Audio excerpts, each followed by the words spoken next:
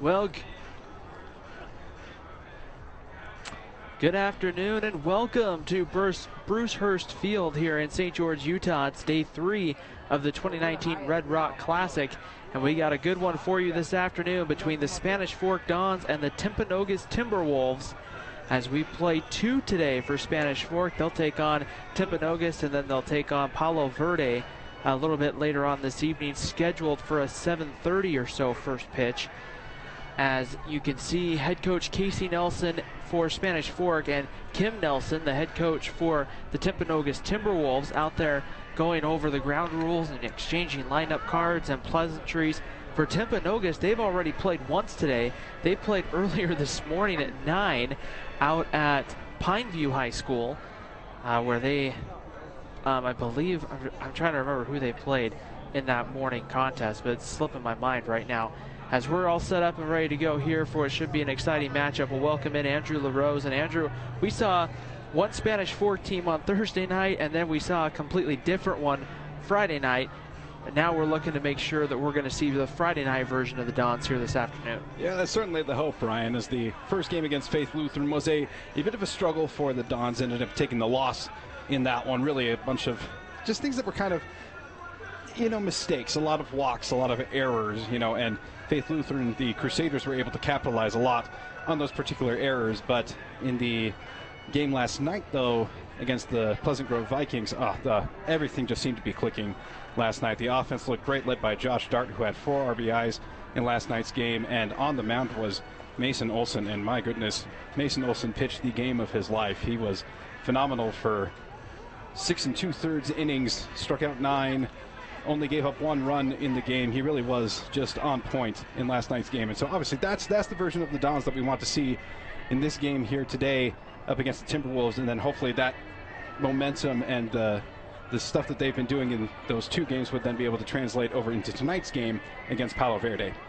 It'll be interesting. Palo Verde will be a big test for sure, but before we even touch the field here, you see Spanish Fork gathering. They will be down the third base dugout wearing the all gray with the black here this afternoon for the Dons. And so it'll be interesting to see here how Spanish Fork comes out and plays. Timpanogos coming out of Region 8 in the 5A classification now, and that's kind of changes things. We see their starting pitcher, Coleman Fisher, running in from the bullpen right now. Timpanogos will take the field here any moment, and we'll be getting ready to play some baseball here on what's a perfect day for baseball here in St. George. It's right around 60, maybe 62 or 3 degrees here so far. As we will take a moment here, we want to welcome in our sponsors who make this broadcast possible each and every ball game. We got the Blue Diamond Auto Group, Triple T Heating, Cooling, and Plumbing, MVP Sports, Mikkel Thompson and Wise, attorneys at law, the Driggs Mortgage Team, Two Jacks Pizza, and Lance Wilson State Farm Insurance. Timpanogos has taken the field, and with that, let's send it over to Andrew for starting lineups. Starting lineups for the Spanish Fork Dons today, we've got our leadoff man, Tay Newman, over at third base. Batting second is Noah Conway out in right field. Batting third is Andrew Pintard, the shortstop. Batting cleanup for the Dons this afternoon is Cy Nielsen, who will be out in center field. Batting fifth is Josh Dart, the designated hitter. Batting sixth is Tyson Massey over at first base. Batting seventh is Cade Rudolph, who will be playing second base. Batting eighth is Blair Nielsen, who is going to be catching this afternoon. And bringing up the bottom of the order is Morley Bennett out in left field. So a good-looking lineup for the Dons. A couple of different changes here. Let's get Timpanogos defensively. Out on the defense there, so we already mentioned the pitcher there for the Timberwolves is Coleman Fisher. Catching for the Timberwolves is Braden Hawks. Over at first base is Paxton Richards. Over at second base for the Timberwolves is Ethan Hickson. Over at shortstop for them is Davis Kirby. Third base is Carter Wild. And then out in the outfield, out in left field, Gabe Iquinto. And then in center field is Tyson Hines. And out in right field is Gabe Sweeten. So we're just about set and ready to go. Coleman Fisher finishing up his warm-up tosses. We have this game for you, and then at approximately 7:30, we're going to have our second game. Tay Newman approaching the batter's box, and we are set and ready to go. A couple of years back, these two teams met up at Utah Valley University to decide the 4A state championship game, a game that the Timpanogos Timberwolves won. Tyler Cornish, starting pitcher that day for Timpanogos, just absolutely dominated the Dons. It was a really tough day for Spanish Fork offensively, and a great win on what was a really good Timpanogos ball club. Coach Kim Nelson had that group together for about 3 years or so and rode some successes there. Tay Newman stands in the box. We're ready to go. Coleman Fisher, the right-hander, will come home with pitch number 1, and that one's going to be a ground ball back up through the middle for a leadoff single. We're underway at 2:49 p.m. here in St. George, and now that brings up Noah Conway with one man on and nobody out. Tay Newman starting off right where he finished last night. He was 3 for 5 in last night's game, and so to be able to get that leadoff hit, he got leadoff hit in last night's game, seemed like it was a pretty good sign, and so would love to see the Dons really get the offense rolling just like they did in last night's game against the Vikings. Here is right fielder Noah Conway, who stands in, takes the first pitch, called strike, and it's 0-1. You wonder when you get to this point of the season, you kind of wonder, or this point in a tournament, exactly how deep your pitching staff goes. We saw the first game between Faith Lutheran and Pleasant Grove turned into a run fest. That one outside for a ball and evens the count up at 1-1. Faith Lutheran dropped that game to Pleasant Grove. The Vikings really woke up from I think they took some frustrations out on the game that Mason Olson pitched last night, and they scored 17 runs in a 17-7 game that ended early due to their 10-run rule. The 1-1 pitch, bunt laid down by Conway. It's in fair territory. Hawks comes up with it and will throw Conway out at first, but Tay Newman will move up to second base.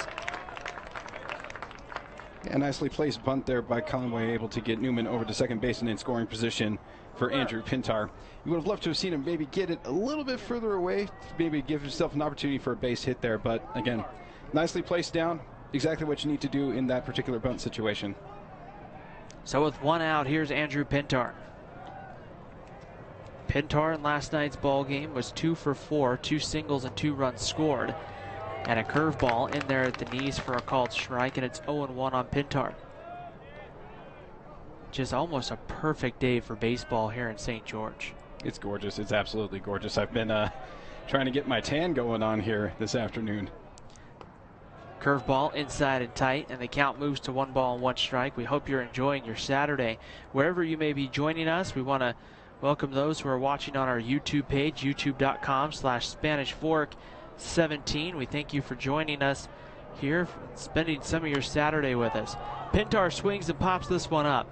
The catcher, Hawks, going to give it a look, and it's going to drop it right in foul territory. A last-minute adjustment by Hawks, and it comes out of his glove, and it will be a 1-2 strike count.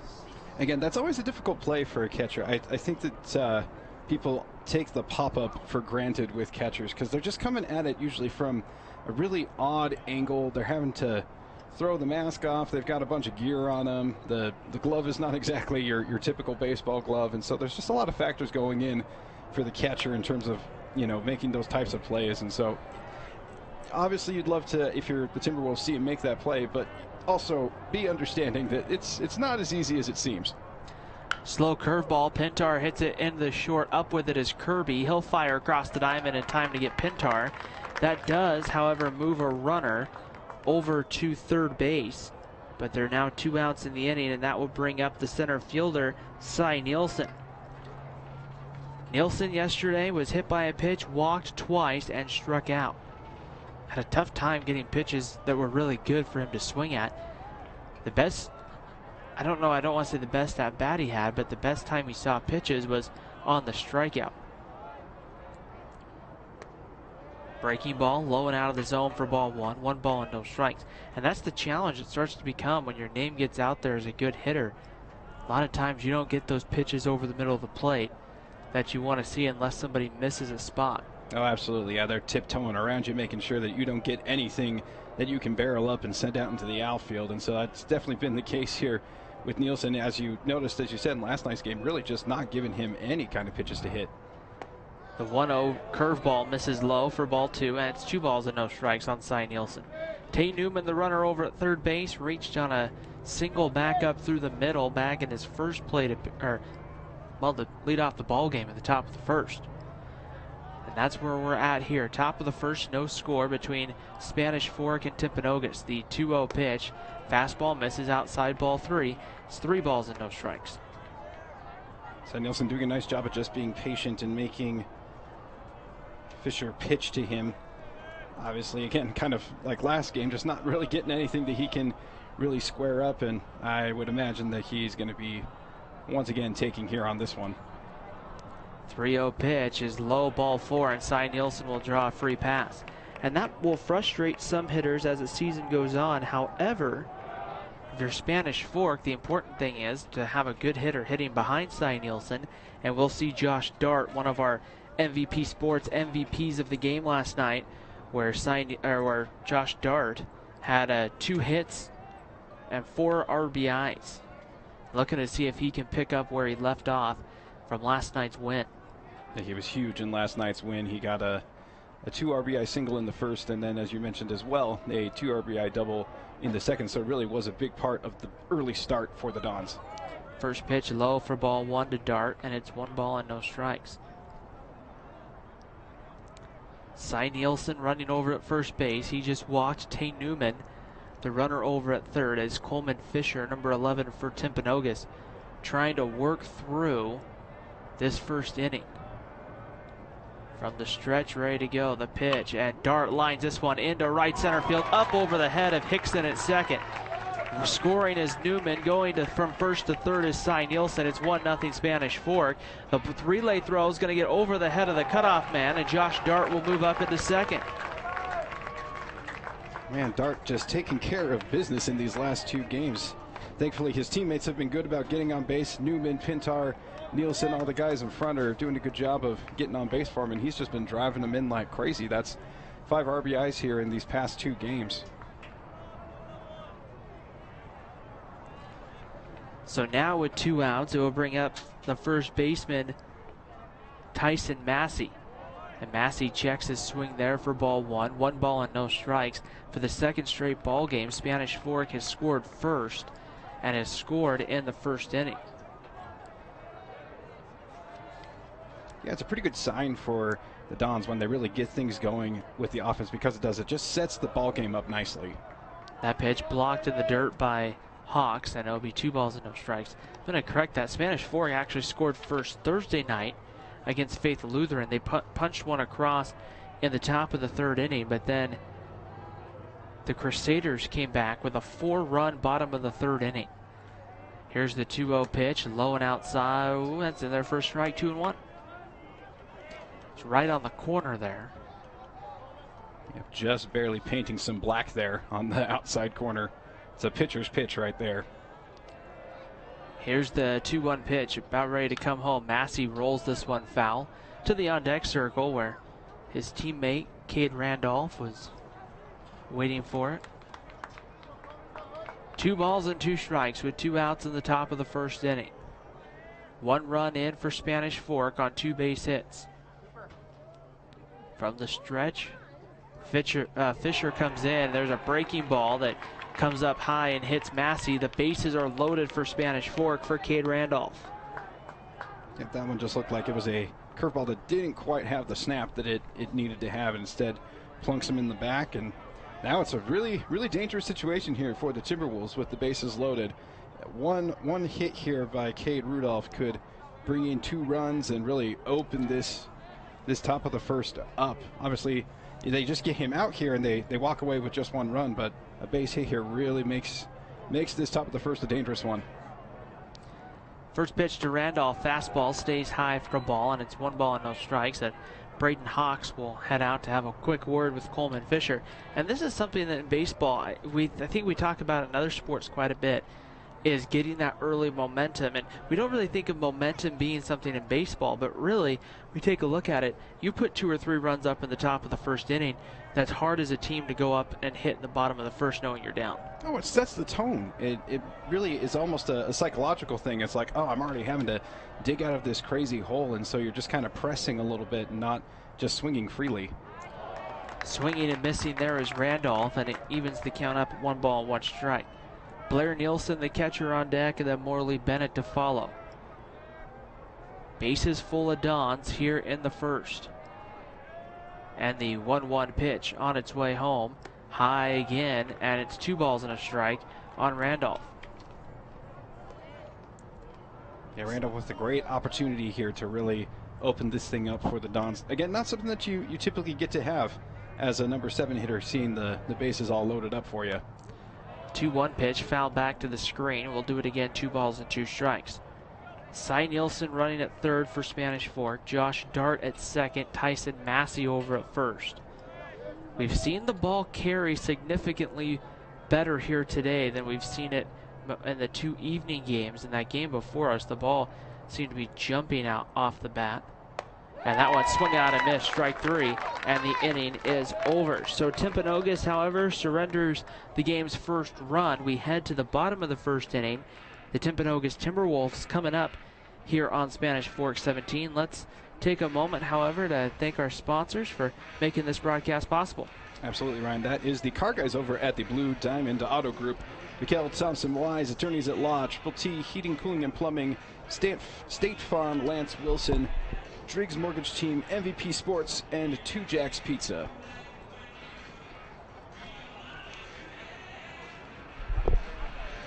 So we move to the bottom of the first inning, and right now the Timpanogos Timberwolves will be coming up to try to see if they can jumpstart their offense a little bit. We'll see how much energy Timpanogos has. A relatively quick turnaround.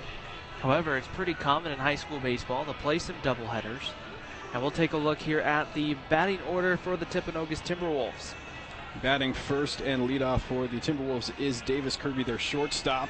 Batting second is Ethan Hickson, their second baseman. Batting third is Tyson Hines, center fielder. Batting cleanup for the Timberwolves, Kai Decker, the designated hitter for them. Batting fifth, Carter Wild, third baseman. Batting sixth is Paxton Richards, their first baseman. Batting seventh is their pitcher, Coleman Fisher. Batting eighth is Gabe Sweeten out in right field, and batting ninth for the Timberwolves is Gabe Aquinto out in left field. Tonight they will face, this isn't going to get tough for us up here. They faced Mason Olson yesterday. Now we're going to see Mason Nielsen on the mound for Spanish Fork. The right-hander will get ready to go to work here. We'll set the Don defense for you here in a moment as Davis Kirby stands in the box. We're ready to go, and the pitch right on the corner for a called strike, and it's 0-1. So it's Davis Kirby, Ethan Hickson, and Tyson Hines coming up here for Timpanogos. 1, 2, and 3, and the pitch on its way. Fastball outside. Count moves to 1 ball and 1 strike. Yeah, they certainly are making it easy on us. Mason Olson, Mason Nielsen. Last year they had Dylan Lee and Dylan Hall. That one always got me as well. The 1-1 pitch misses outside again with the fastball, and it's 2 balls and a strike here on Davis Kirby. There's some names too that's just easy to kind of get caught up or twisted around. The 2-1 pitch swung on and fouled back, and we'll set it foul again. 2 balls and 2 strikes on Davis Kirby. Opportunity for Timpanogos to try to see what they can do this season. The Timberwolves, as the 2-2 comes inside a high and Kirby loses his helmet. But we go to the backstop, ball 3, 3 balls and 2 strikes. The Timberwolves play in a very competitive Region 8. And they have some teams that have been here. Sky Ridge, one of them, is actually in this Red Rock Classic. It's the 3-2 pitch. Misses low and outside, ball 4, and Davis Kirby draws a first inning walk here to start the first. And not the way you want to start this game off for Mason Nielsen. Little wild there. It felt like he kind of settled in and then just ends up issuing the walk there. Skyridge looking pretty good yesterday in a win over Faith Lutheran, I believe, right here. That was the game before ours yesterday afternoon. Or not the game before ours, it was 2 games before ours, as the first pitch to Ethan Hickson misses low for a ball, 1 ball and no strikes. Sometimes in a tournament kind of setting, Andrew, the games just kind of start to run all together into one. Oh, it really does. It's such a blast, and you love these types of opportunities for these teams, but yeah, you almost forget which game was what one was played and all of that, so it just kind of is a mishmash. 1-0 pitch, again missing for ball 2. 2 balls and no strikes on Hickson, and Mason Nielsen here early on having a difficult time find you the strike zone. Yeah, definitely in stark contrast to last night's game where Mason Olson was just threw a masterpiece, and he was working both sides of the plate perfectly. The command was there, but for Nielsen so far, not so much. That ball's hit well out to center field. Cy Nielsen, though, has a beat on it. He'll make the play. And there's one away here in the bottom of the first inning. You could kind of see on that ball there, had a little more carry and lift to it than we saw yesterday evening, but nice job by Nielsen. Here's center fielder Tyson Hines. So Region 8 will be really competitive with Sky Ridge, Maple Mountain, Springville, another team from Region 8, the region where Timpanogos resides. They're down here as well, but they're playing over at Desert Hills. And they had a late night last night. It's not Springville, but the Region 10 opponent, Salem Hills. I think their game, if I remember correctly, is the first pitch misses outside.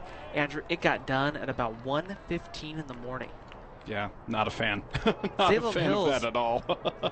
you would hope that Salem Hills then got to, wait until this afternoon to play.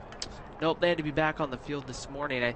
Their either game's probably over now or in progress over at Desert Hills High School out on the other side of St. George as the 1-0 pitch is swung on and lifted well again to center field. Nielsen, though, fairly routine, and he makes the catch, and there's two gone. Yeah, barely even had to move on that one. But as you're saying there, Ryan, you definitely are seeing a lot more carry on these balls than we saw. Like I thought about that. The first game that we did here on Thursday night, the ball was just dead. Like it wasn't going anywhere. And now you hear it off the bat and you're like, oh, it's got a little pop, and it just kind of keeps going. So that's what I guess one of the big things with the weather is when it's nice and hot, the ball just can fly. Kai Decker stands in, takes the first pitch on the outside corner for strike one. And it's 0-1 the count here on Kai Decker. Timpanogos with the runner up first with 2 outs. Davis Kirby getting his lead. Mason Nielsen from the stretch comes home. That one's right on the corner for a strike. And it's no balls and 2 strikes here on Kai Decker. There we go. That's looking better. 2 good strikes worked in there to Decker. Now he's got his whole arsenal at his disposal. You can definitely try to get him to chase on something here. Which he tries to do, but this time Decker doesn't give, and it's 1-2 the count on Decker. Infield back for Spanish Fork with Massey holding the runner. That one's hit foul, just kind of lightly fouled back to the screen. 1-2 the count on Kai Decker. Carter Wild in the on-deck circle for Timpanogos. Not many changes defensively for Spanish Fork. The 1-2 pitch sent foul. In the outfield from left to right, Morley Bennett's in left, and center it's Cy Nielsen, and in right it's Noah Conway. On the infield from third to first, it's Tay Newman, Andrew Pintar, Cade Randolph, Tyson Massey, and Blair Nielsen behind the plate. Here's the 1-2 pitch, fastball. Stays just above the belt, evens the count up at 2-2. Yeah, I heard some oohs in the crowd. That one was pretty close. That was definitely a nice pitch there by Nielsen. Could have gone either way, but ump went with the ball on that one. So 2-2 count it is. 2 balls and 2 strikes here with 2 gone. From the stretch, the pitch on its way, fouled back to the screen. We'll do it again. American Fork plays after Spanish Fork, and the Cavemen have just arrived. And I think, if I remember correctly, they're playing Palo Verde. If I remember correctly. That game's scheduled to start at 5. 2 balls and 2 strikes. The count, the pitch on its way. That one's grounded right back through the hole. Pintar knocks it down, and that's all he's going to do at short. So reaching there is going to be Decker, and there's runners on at first and second. Yeah, nice piece of hitting there by Kai Decker. Just takes what Nielsen gives him there, sends it right back up. Nielsen trying to make a play on it, and Pintar does a great job of knocking that thing down. If that thing rolls out into the outfield, the runner at first probably would have advanced to third on that one. So nice job by him to keep it down and also to not get crazy with it and try to make a throw. Just go ahead and eat that thing and make sure that the runners stay at first and second base. So Carter Wild stands in from the left side of the plate here for Timpanogos, but the tying run sitting on at second base. Pitch on its way. This one's rolled back to the pitcher. Nielsen with it, throws over to first in time, and the inning is over.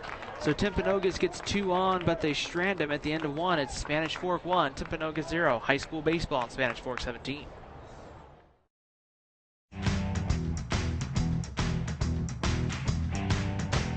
Need a new car or truck? Come to the guys you trust. The Car Guys are part of the Blue Diamond Auto Group, and they have the best selection of quality vehicles at the best prices for your budget. The Blue Diamond Auto Group with the Car Guys at 872 North Main in Spanish Fork. Finally got me, Ben. What's that, Rick? The Clark Street crater, the mother of all potholes. Got me good. But you know State Farm's got you too. You ain't nothing! Go with the one that's here to help life go right. In Spanish Fork, see your good neighbor State Farm agent Lance Wilson. Hi, welcome to Two Jack's Pizza. For the best pizza you'll ever taste and our world-famous cheese sticks, come to Two Jack's Pizza on Main Street in Spanish Fork or call us for a quick delivery. Are you hungry yet? I definitely recommend the Driggs team. They're amazing. Hi, I'm Greg with the Driggs Mortgage Team, where we believe there's no substitute for experience.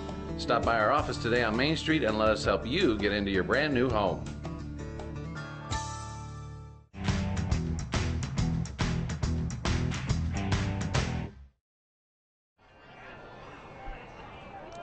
Top of the second inning, Spanish Fork sending up 8, 9, and 1. Blair Nielsen, Morley Bennett, and Tay Newman against Coleman Fisher for Timpanogos, and their first pitch on its way home is low for ball 1.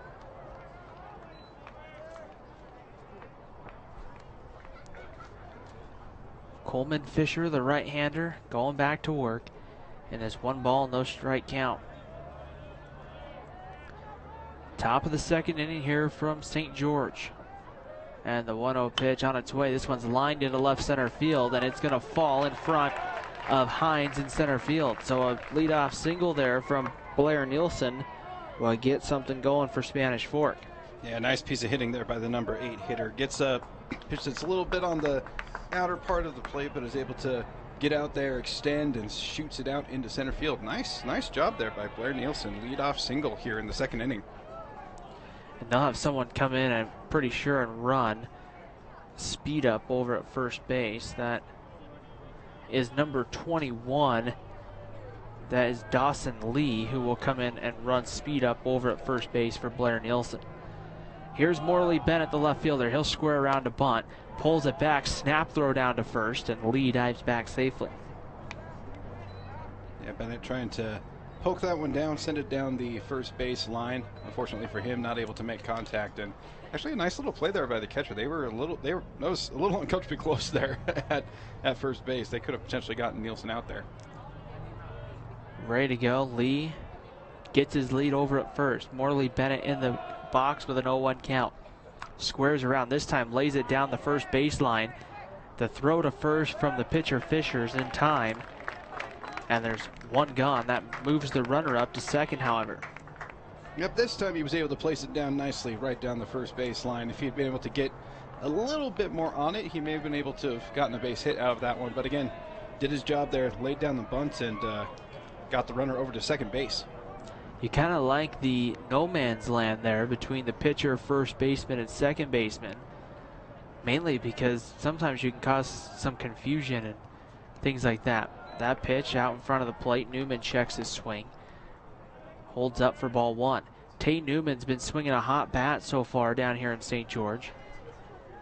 1 for 1 in this ball game. 3 singles in last night's ball game. To go along with, well, a tough night Thursday. That one comes inside and tight, hits him in the elbow.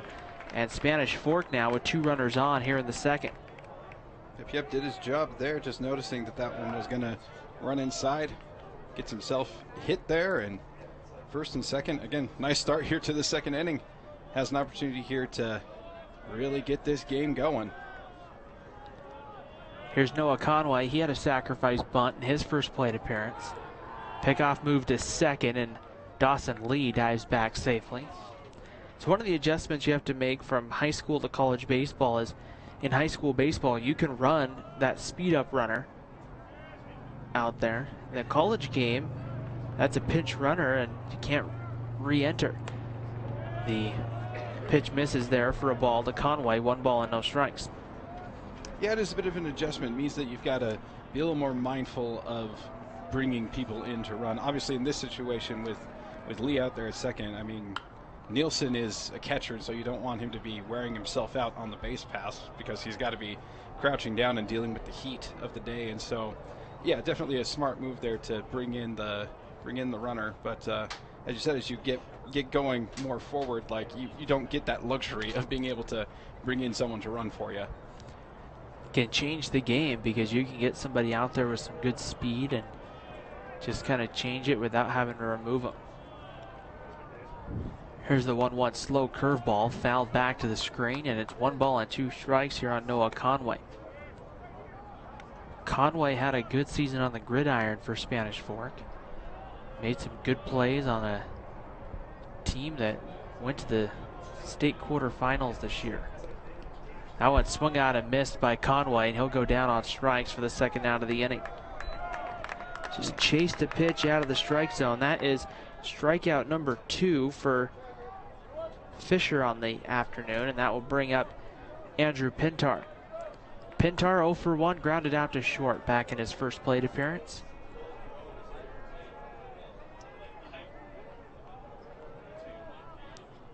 Pitch to Pintar, blocked in the dirt. Runners will take off looking for that extra base. The throw, 1 hops, not in time to get Lee, and there the runners will move up on what would be a wild pitch is my guess. Yeah, that would be the guess there. That's a tough one for Hawks to try to keep in front of him, and Hawks kept it as close as he could there. But now the tough part is that's a big 90 feet, a base hit here potentially. Put Spanish Fork up 3-0. There's a line drive to left. That will get both of them in. Cut off in left field by Quinto. The throw coming in, and it's going in with a stand-up RBI doubles. Andrew Pintar. It's 3-0 Spanish Fork. Huge hit there by Andrew Pintar. That is definitely a great RBI opportunity. They're getting 2 on that one. That is we find the right thing here. Lance Wilton, State Farm Insurance, great RBI there by the Don shortstop. Just great piece of hitting right down that left field line, and that is blowing this game right open, thankfully. Getting 2 more runs here, 3-0. It's also a 2 Jacks Pizza double as Cy Nielsen bounces this one foul. Snowballs and a strike to count. 3-0 Spanish Fork, top of the second inning here at Bruce Hurst Field in St. George. Just past 3 p.m. on a nice afternoon for baseball. Nielsen stands in, walked in his first plate appearance. And the pitch on its way, blocked in the dirt again. It's been a busy day for Hawks trying to keep those breaking pitches in front of them, and it evens the count up here, 1 ball and 1 strike. That's why it's so important to have a catcher that really knows what he's doing behind the plate. When you got guys that are still learning how to throw curveballs, how to throw those off-speed pitches, it's so crucial to have someone back there that is able to stop those. Curveball gets in there for a called strike, and it's 1-2 here on Nielsen. I'd like to see Cy Nielsen just get going on a hot streak here before region play starts. But I guess that's next week. So Nielsen lines this one. Did he keep it fair? It just goes foul down the line. That was one of the harder hit balls we've seen him hit here over the weekend. Oh yeah, that was a hot shot. You would love to see that one find its way into fair territory. Unfortunately, hooks there at the end and lands foul. But yeah, that's still an encouraging sign though, because that definitely had some nice exit velocity, as the kids call it these days. Those crazy stack cast, all that stuff. But yeah, exit velocity was beautiful, so that means that he's got some power to him. 1 ball and 2 strikes to count. The right-hander ready to go on the mound, and the pitch. Nielsen lays off the 1-2 curveball there, and evens the count up at 2-2. I was reading this morning before coming over that I think it was Giancarlo Stanton from the New York Yankees hit a home run in spring training yesterday, broke his bat, and still hit a home run. Ridiculous. That guy is a mammoth of a man, as is Aaron Judge. But it's crazy to think that you can break a bat and still somehow generate enough power for it to go over the fence. The 2-2 pitch misses outside ball 3. The count goes full, 3 balls and 2 strikes. 3 balls, 2 strikes, 2 outs here in the top of the second. 2 runs already across. Right here for Spanish Fork. Nielsen grounds this one fair down the line. That should get another run home. Coming around third. The throw is going to be late. It's 4-0 Spanish Fork as Cy Nielsen gets an RBI base hit, and out of the dugout will come head coach Kim Nelson. There we go. Is able to once again find that left field line. This time able to keep this one fair. Gets out in the outfield, is able to score Pintard. Nice job there by Nielsen. We hope that that is a sign of things to come, as you said, Ryan. Hopefully this is the hit that kind of gets him sparked and gets him going and ready for region play coming up. Josh Dart will be the hitter following the conference here. The entire infield coming in as Kim Nelson will now make his way back to the Timpanogos dugout. Coach Kim Nelson of Timpanogos having won multiple state championships in his time at the helm of the Timberwolves. On the other side, we have head coach Casey Nelson for Spanish Fork, who has also won well in his time in Spanish Fork. Here's Josh Dart ready to go. The pitch on its way. Fastball stays high for a ball. 1 ball and no strikes. One of my favorite moments here on Spanish Fork 17 was the state championship that came down to Spanish Fork and Maple Mountain. Packed house up at the UCCU ballpark in Orem, and it was a fun one. Here's the 1-0 pitch right on the inside corner for a ball, and it's 2 balls and 2 strikes. Maple Mountain had the lead going into the later innings, and Spanish Fork found a way to get it done, I believe, in the bottom of the 6th inning, then retired Maple Mountain in the 7th to take home the state championship. I believe that was in Casey Nelson's first season. Here's Josh Dart, lifts one into shallow right field, going out the second baseman Hickson. Backpedaling will make the catch to end the inning. But the damage done by the Dons. They add 2 more here in the second, and Spanish Fork will lead 3-0 here in the heading to the bottom of the 2nd inning. Let's take a moment here on Spanish Fork 17. Let's thank our sponsors for making this broadcast or many other broadcasts possible. We have 2 Jack's Pizza, MVP Sports, Driggs Mortgage Team, Lance Wilson State Farm Insurance, Triple T Heating, Cooling, and Plumbing, Mikkel Thompson and Wise Attorneys at Law, and the car guys at the Blue Diamond Auto Group. We thank everybody for making high school athletics possible here on Spanish Fork 17. We want to remind you, we're not done today. At the conclusion of this game here, we'll take, a 2 to 3 hour rest period and maybe take a quick nap or something. I don't know. We'll probably watch the game, knowing me. But yeah, probably. Coming up at 7:30, it'll be Spanish Fork taking on Palo Verde, the Panthers coming out of Las Vegas. And that is a very good Panther ball club. We'll test Spanish Fork for sure. That one tentatively scheduled, and I say tentatively because it's easy in these kind of situations to get behind. Right now, we're saying 7:30 first pitch, but stay tuned for social media and on SF17 for any updates as that one gets in there, gets Paxton Richards to swing and miss at strike 1. 0-1 on Paxton Richards. And it is now Mason Nielsen's opportunity to get a shutdown inning here, hopefully be able to silence these Timberwolves bats and be able to maintain this 4-0 lead that the Dons have built up here early in this one. Richards, Fisher, and Sweeten coming up, 6, 7, and 8.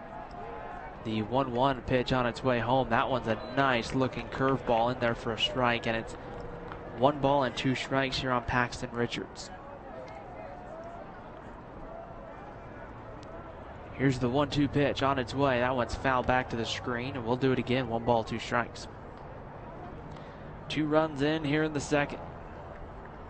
Yeah, it looks like Nielsen is really settling in a little bit better than he had in the first. Ready to go. Here's the 1-2 pitch. Checks his swing, but misses low and outside for a ball. And it's 2 balls and 2 strikes now on Hickson.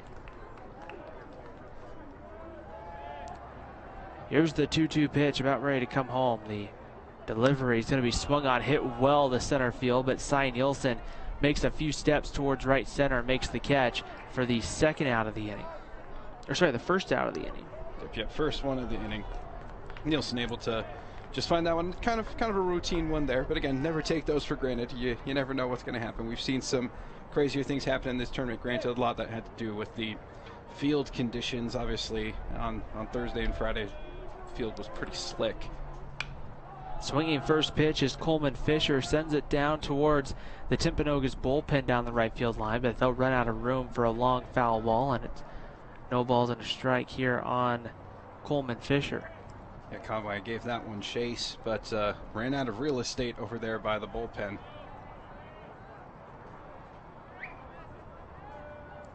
No balls and one strike here on Fisher. Nielsen coming home with the 0-1 pitch. That one misses low for a ball, and the count evens up here, 1 ball and 1 strike. 4-0 lead right here for Spanish Fork in the bottom of the second inning. The 1-1 pitch, and they're taking a cut there and not able to hold up for a strike is Coleman Fisher. It's one of the worst feelings as a hitter when you know that you shouldn't swing and you're still in the middle of it and you're like, stop, and it just isn't quite enough and you get called out on it. The 1-2 pitch sent foul. We'll do it again here. 1 ball and 2 strikes on Coleman Fisher. Infield back for Spanish Fork with 1 gone. Nielsen will wind and deliver this one right on the corner. Called strike 3. First strikeout for Mason Nielsen, and with 2 outs here in the second, it will bring up Gabe Sweeten, the right fielder. That was a beautiful pitch there by Nielsen. Finds the outside corner there with his fastball, paints the black and freezes up his fellow pitcher Fisher. That's just, there's not much you can do with that as a hitter. Pitch misses low and outside for ball 1. 1 ball and no strikes here on Sweeten. Gabe Quinto, the 9th-place hitter, on deck for the T-Wolves. Here's the 1-0 pitch on its way, foul back to the backside of the stadium where our production van is and everything else that helps keep us on the air. We just got word that we're safe and that the van is safe after the foul ball. We are so glad that Pete is safe. The 1-1 pitch, ground ball up the middle, knocked around by Pintar. He'll have to quickly recover. The throw goes wide of the bag. That will be a base hit for Sweeten, as Pintar would have had a really tough play there. And the runner will reach. In fact, they might give Pintar an error just because he bobbled the baseball. That would be my guess. Is they'll probably score that one an error, because Pintar really could have been able to make the play on that, but unfortunately had the bobble there and then kind of had to force the throw. And so I would probably score that one an error. It was still a decent play there by Pintar. Again, it didn't get away from him, but unable to come up with the out there. Quinto swings through and misses at the first pitch for strike 1. That can be hard when you have a hitter who runs well. Bobble the baseball. That bobble can oftentimes cost you the base. Breaking pitch goes low and outside. I think that was the slider for a ball, and it's 1-1.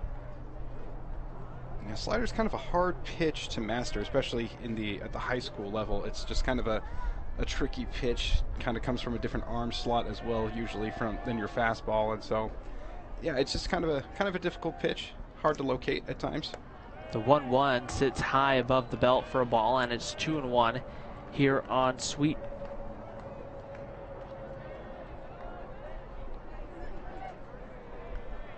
Or a Quinto, sorry. Yep. Sweeten's running over it. I was looking at Sweeten at first. He's got a decent lead. The pitch has popped up. Giving it a look is going to be the first baseman, Massey, in foul territory. He'll make the catch, and the inning is over. So again, Timpanogos gets a base runner, but they strand him at the end of 2. This one, Spanish Fork 3, Timpanogos 0. High school baseball, Spanish Fork 17. Comes back after the break.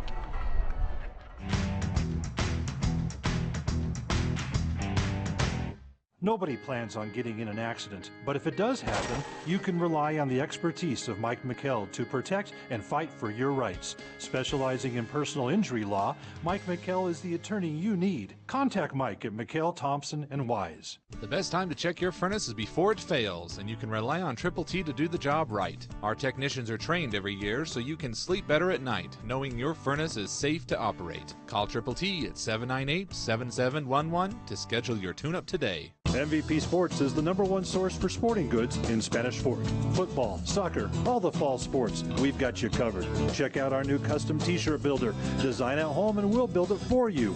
MVP Sports, 72 North Main in Spanish Fork.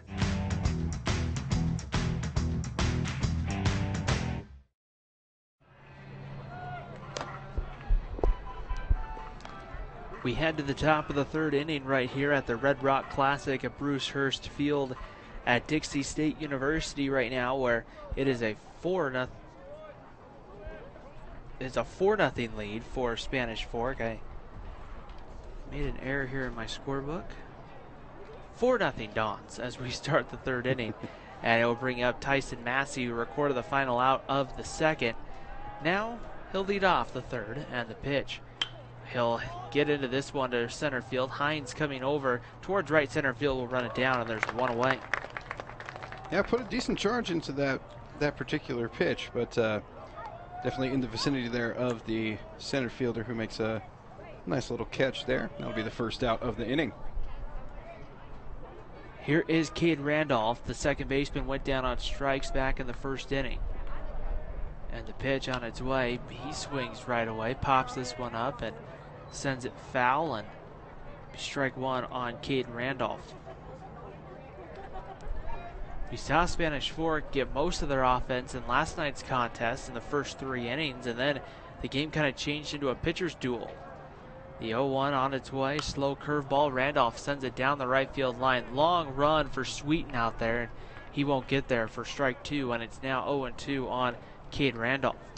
Have that one just slicing away from the right fielder. Able to get a little nice piece of it as it flew out there to a decent length, but unfortunately in foul territory there for Randolph. The 0-2 pitch misses low and outside for a ball, and it's 1-2 here on Randolph. Timpanogos in some nice white pants with his blue and white top with the stripe across it. Yeah, it's a decent looking jersey, and it's also white, which on a day like this, it's always nice to wear white. Pop-up hit into right field. Sweeten will come running in, and he'll make the catch for the second out of the inning. This one was hit down the right field line. And with 2 gone, here comes Blair Nielsen, the catcher. Nielsen 1 for 1, had a single, and then it was Dawson Lee who came in to run for Nielsen, and Lee then came around to score in the spot for Blair Nielsen, and the pitch on its way misses low for ball 1. 1 ball and no strikes here on Blair Nielsen, the catcher. Ready to go, the 1-0 pitch, right away with the fastball, and it's ball 2. 2 balls and no strikes. Yep, good patient approach here in this second at bat for Nielsen. Again, his single was a really nice one. Able to take something on the outer half and send it out to center field.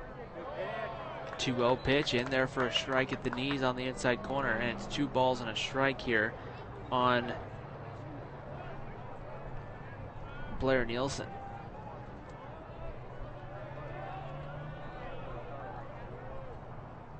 Here's the 2-1. This one's driven to center field, coming in and running it down is Tyson Hines, and down go the Dons. 1-2-3 here in the third. That will help Coleman Fisher, who really hadn't been able to get into a groove at all through the first 2 innings. Now he's able to kind of settle in maybe and put up some zeros for his team. The T-Wolves will come up in the bottom of the third inning. They'll have the top of the lineup. Davis Kirby, Ethan Hickson, and Tyson Hines due up against Mason Nielsen. Let's take a moment here on Spanish Fork 17. Let's thank our sponsors for making our broadcast possible this afternoon. That is Two Jacks Pizza, State Farm Lance Wilson, Driggs Mortgage Team, Mikhail Thompson-Wise, attorneys at law, MVP Sports, Triple T, Heating, Cooling, and Plumbing, and the car guys at Blue Diamond Auto Group. Thank them for making this broadcast today, and we're not done after this ball game. We got a second one coming up tonight.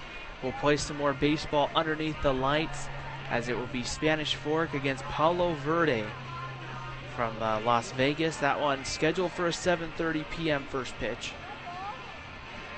We'll see if it actually happens.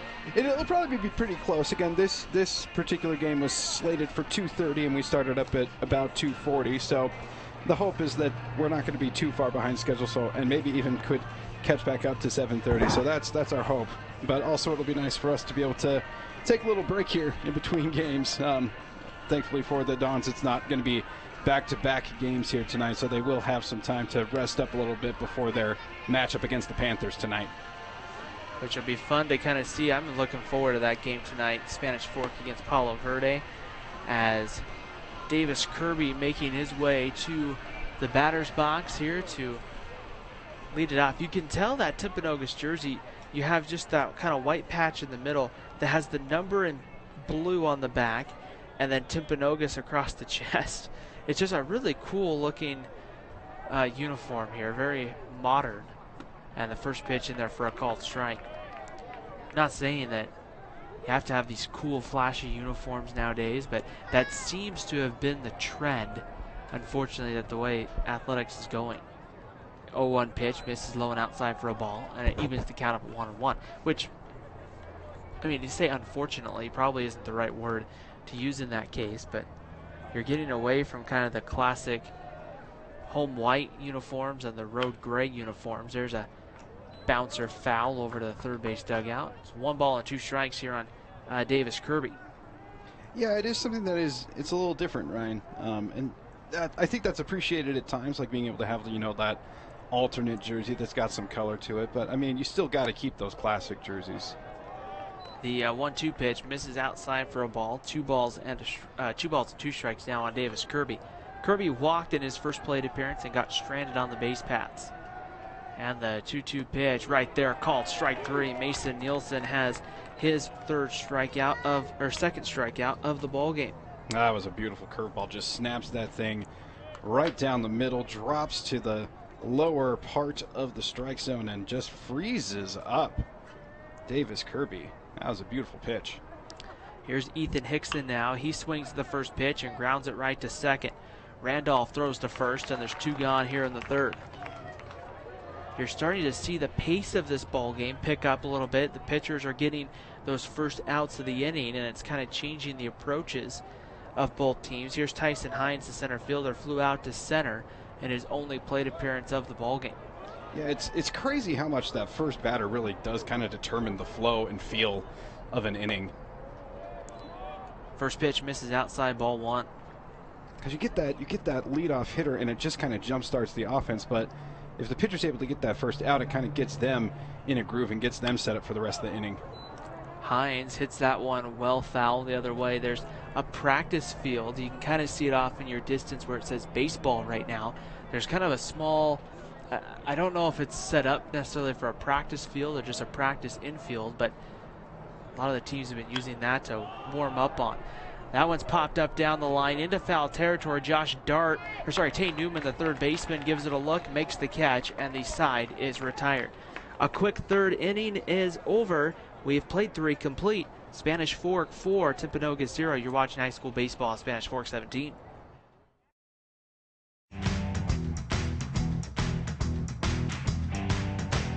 Need a new car or truck? Come to the guys you trust. The car guys are part of the Blue Diamond Auto Group, and they have the best selection of quality vehicles at the best prices for your budget. The Blue Diamond Auto Group with the car guys at 872 North Main in Spanish Fork. Finally got me, Ben. What's that, Rick?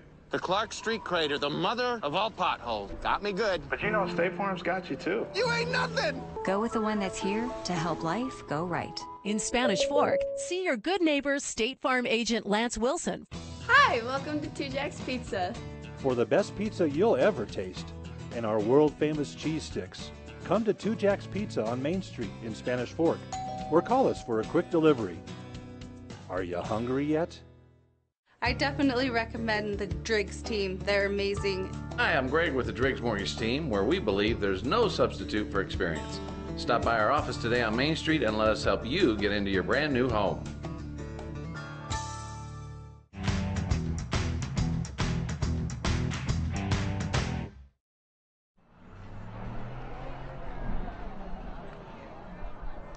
Top of the fourth inning here from Bruce Hurst Field, as you can see the umbrellas are out tonight or this afternoon, and people are out more in short sleeves tonight as people are out making this broadcast possible for many people and a lot of fans here at the stadium. That one sent foul by Morley Bennett, and snowballs on strike on Bennett. Well, I just love the sun's out, guns out mentality for our cameraman Travis.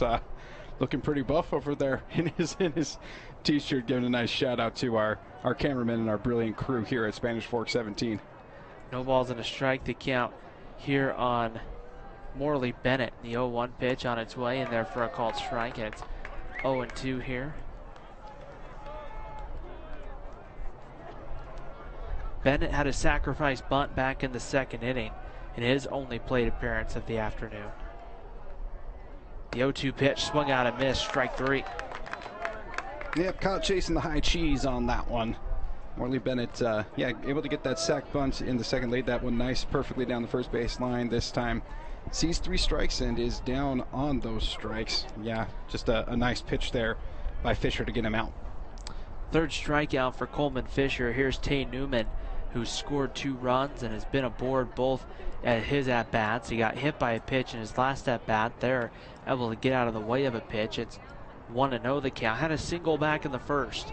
And Timpanogos is going to get a right-hander start to throw down in their bullpen here.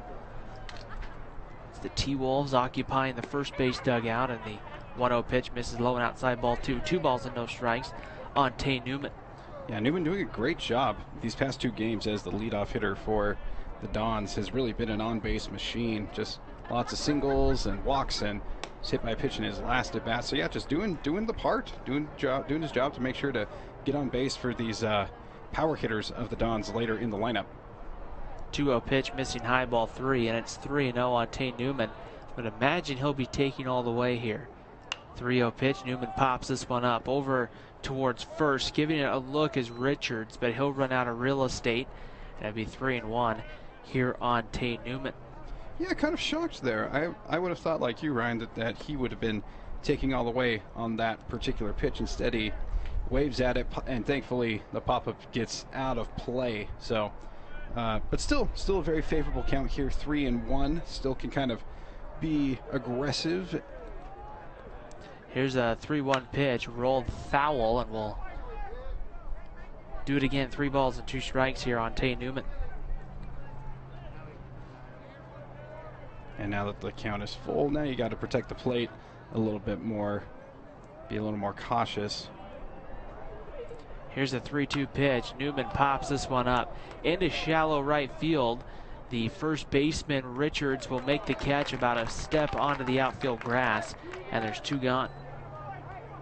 Nice play there by the first baseman for the Timberwolves. That's Richards out there for them. He's able to just camp under it, makes the play, and that's the first time this game that Newman hasn't found his way on base. Noah Conway stands in, a sacrifice bunt and a strikeout for Noah on the afternoon.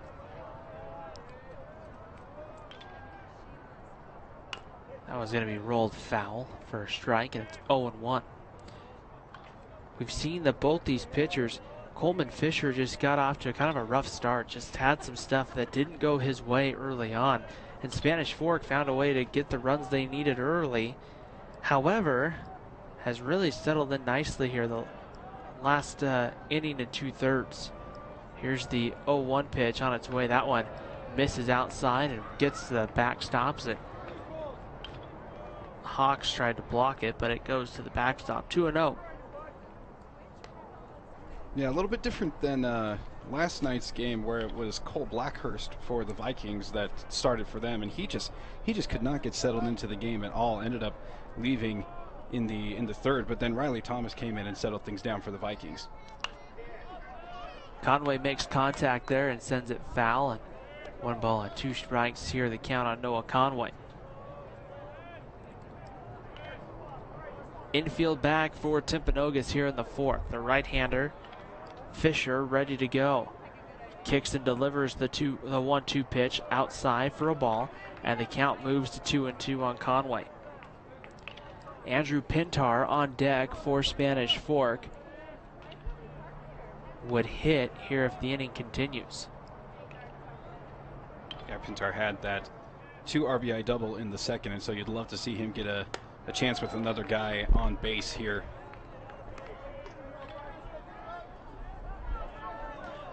Three balls and 2 strikes here with 1 gone in the top of the 4th.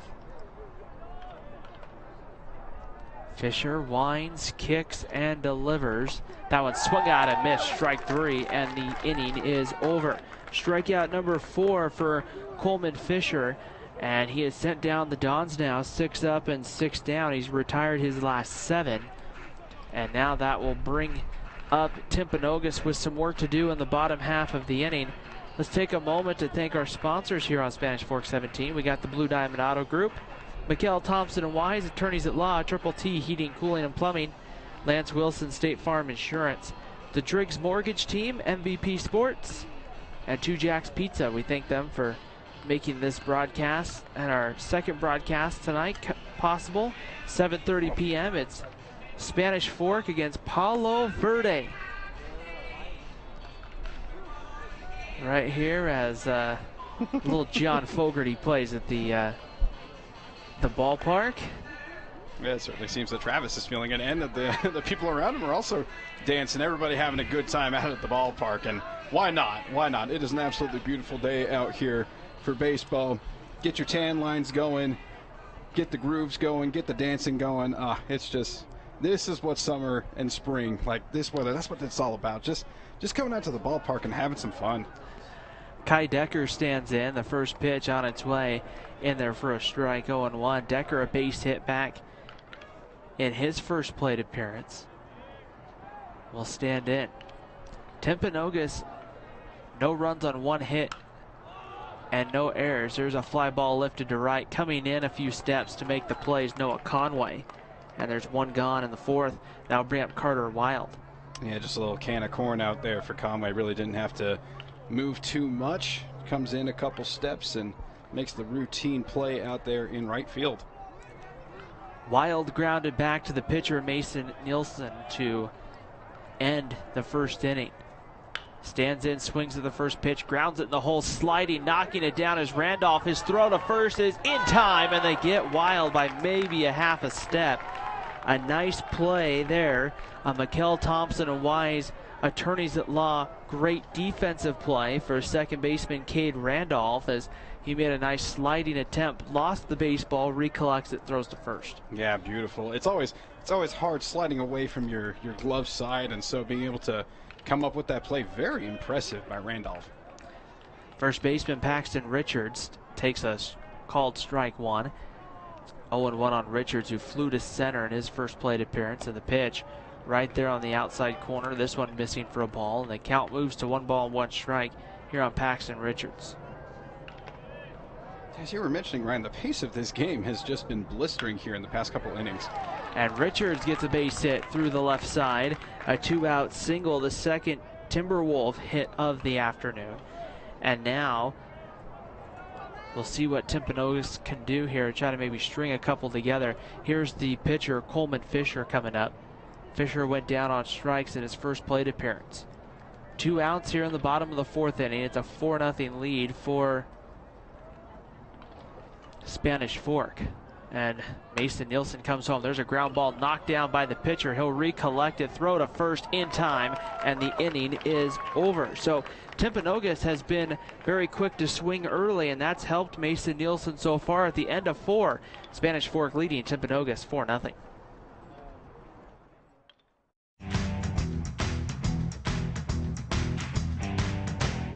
Nobody plans on getting in an accident, but if it does happen, you can rely on the expertise of Mike McKell to protect and fight for your rights. Specializing in personal injury law, Mike McKell is the attorney you need. Contact Mike at McKell, Thompson & Wise. The best time to check your furnace is before it fails, and you can rely on Triple T to do the job right. Our technicians are trained every year so you can sleep better at night, knowing your furnace is safe to operate. Call Triple T at 798-7711 to schedule your tune-up today. MVP Sports is the #1 source for sporting goods in Spanish Fork.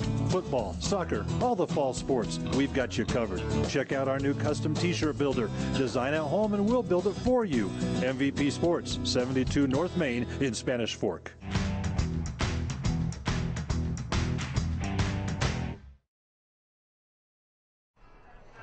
Well, our cameraman on the first baseline, Adam, man of many talents. We've seen him work 3 or 4 cameras, trying to fire up the crowd right now and giving us a little dance number here.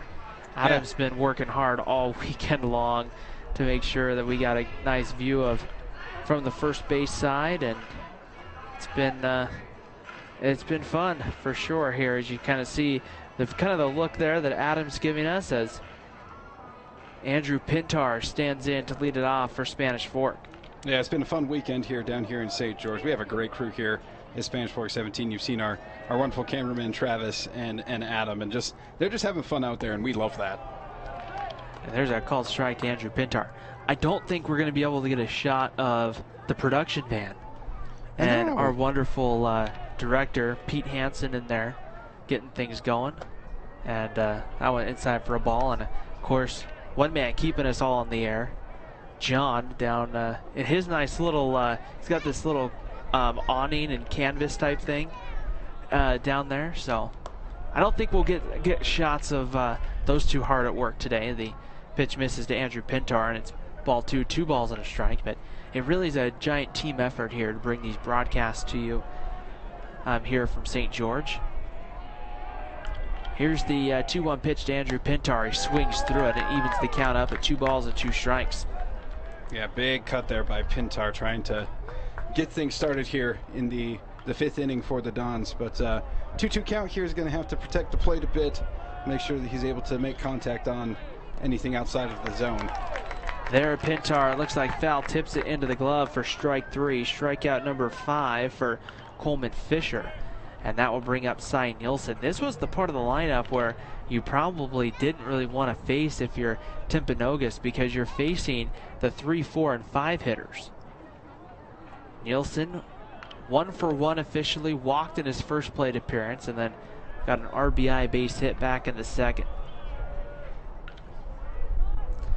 The pitch on its way, fastball missing low and outside for a ball, and it's 1 ball and no strikes on Cy Nielsen. Yeah, this is a very dangerous part of the Dons lineup. Obviously, Pintar with the 2 RBI doubles, Cy Nielsen with the RBI single, Josh Dart, a big part of everything that the Dons do as well. He had an RBI single as well. So, man, though, to be fair, Fisher has done a very good job in these past couple of innings of really silencing the Dons bats and keeping the Timberwolves in this game. 2 balls and no strikes the count here on Nielsen. The kick and the delivery on its way. Fastball gets in there just below the belt for a called strike, and it's 2-1 on Cy Nielsen. Spanish Fork with 4 runs on 5 hits today and 1 error defensively. Timpanogos, no runs on 2 hits and no errors. The 2-1 pitch looked good but must have missed low for ball 3, and it's 3-1 on Nielsen. Mercy, I don't think that missed by much. From up here in the booth, it certainly looked like a strike to me. So I don't know how Nielsen was able to hold up and get the ball call on that one. 3-1 pitch comes inside and hits him, and Cy Nielsen's aboard here in the 5th. Yeah, Nielsen having basically a perfect day here at the plate. A walk, a single, and now gets hit by the pitch, and so he's also doing his job getting on base. Not necessarily a skill that you think about that you need as a cleanup hitter, but hey, there's 5 other guys in the lineup behind you. You still need to get on base for them to be able to drive you in.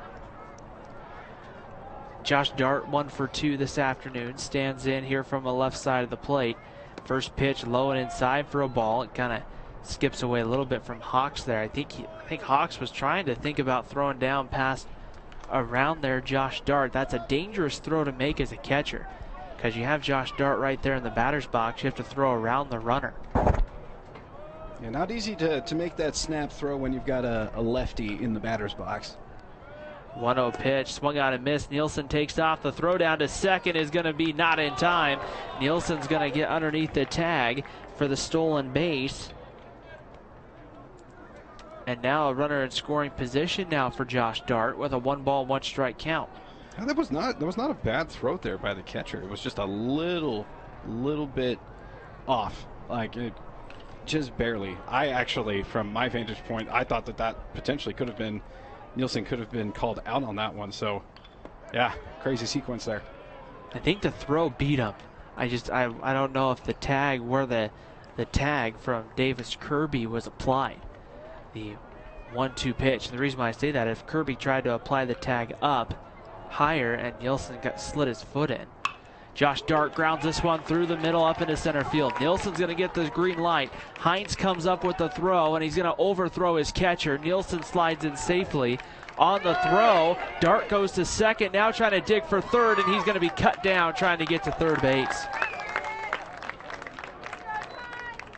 So Josh Dart with his second RBI of the ball game. And then he's cut down going to third for the second out of the inning. And now I think we're going to have a pitching change here. Head coach Kim Nelson coming out of the dugout. Almost said coach's box, but you know, that's the dugout here in high school baseball. Yeah, it's the dugout. It's definitely the dugout. And so they'll come out here and at least have a conversation. It doesn't look like he's making a move yet to the bullpen. The hitter is going to be Tyson Massey, the first baseman, who will stand in. Does not look like a change is going to be made, at least right this second, as Coleman Fisher will remain in the ball game here in the 5th inning. 1 run in for Spanish Fork. The Dons now lead 5-0 here on Timpanogos. Massey's been hit by a pitch and flown out to right center field, and Massey makes contact there and sends it foul for strike 1. No balls and a strike. That's unfortunate. If Josh Dart doesn't try to stretch things out and go to third, he'd be sitting at second right now, and Massey would have a opportunity to bat with a man in scoring position. The 0-1 pitch on its way is made with contact, but rolled foul back to the screen, and it's no balls and 2 strikes here on Tyson Massey. Massey did not play in last night's ball game, but played on Thursday night against Faith Lutheran, and the 0-2 pitch on its way. Massey takes that one for a ball, and it's 1 ball and 2 strikes. Massey had 1 hit in the ball game, a single in the 2nd inning, was hit by a pitch and scored a run, and then ended his night with back-to-back strikeouts. Here's the 1-2 pitch, about ready to come home. Inside and tight, that one hit Massey. He'll go to first base. Yep, nice job to turn away from that one, have it hit your back as opposed to having it hit you up front. So nice job there to kind of protect himself a bit. That's kind of what you're taught as a hitter, is just to turn not turn into the pitch, but with your back, just turn and take it off the back there. A little bit more muscles and things there than other parts of your body. We'll have a new pitcher coming in here for Timpanogos.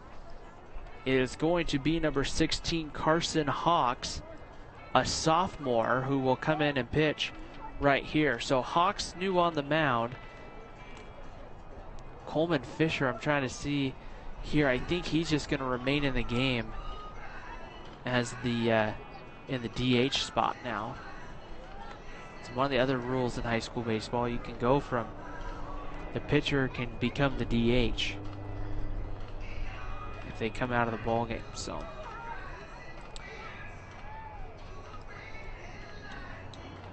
Carson Hawks will go through his warm-up tosses here. And the hitter for Spanish Fork will be Cade Randolph, with Tyson Massey running over at first base.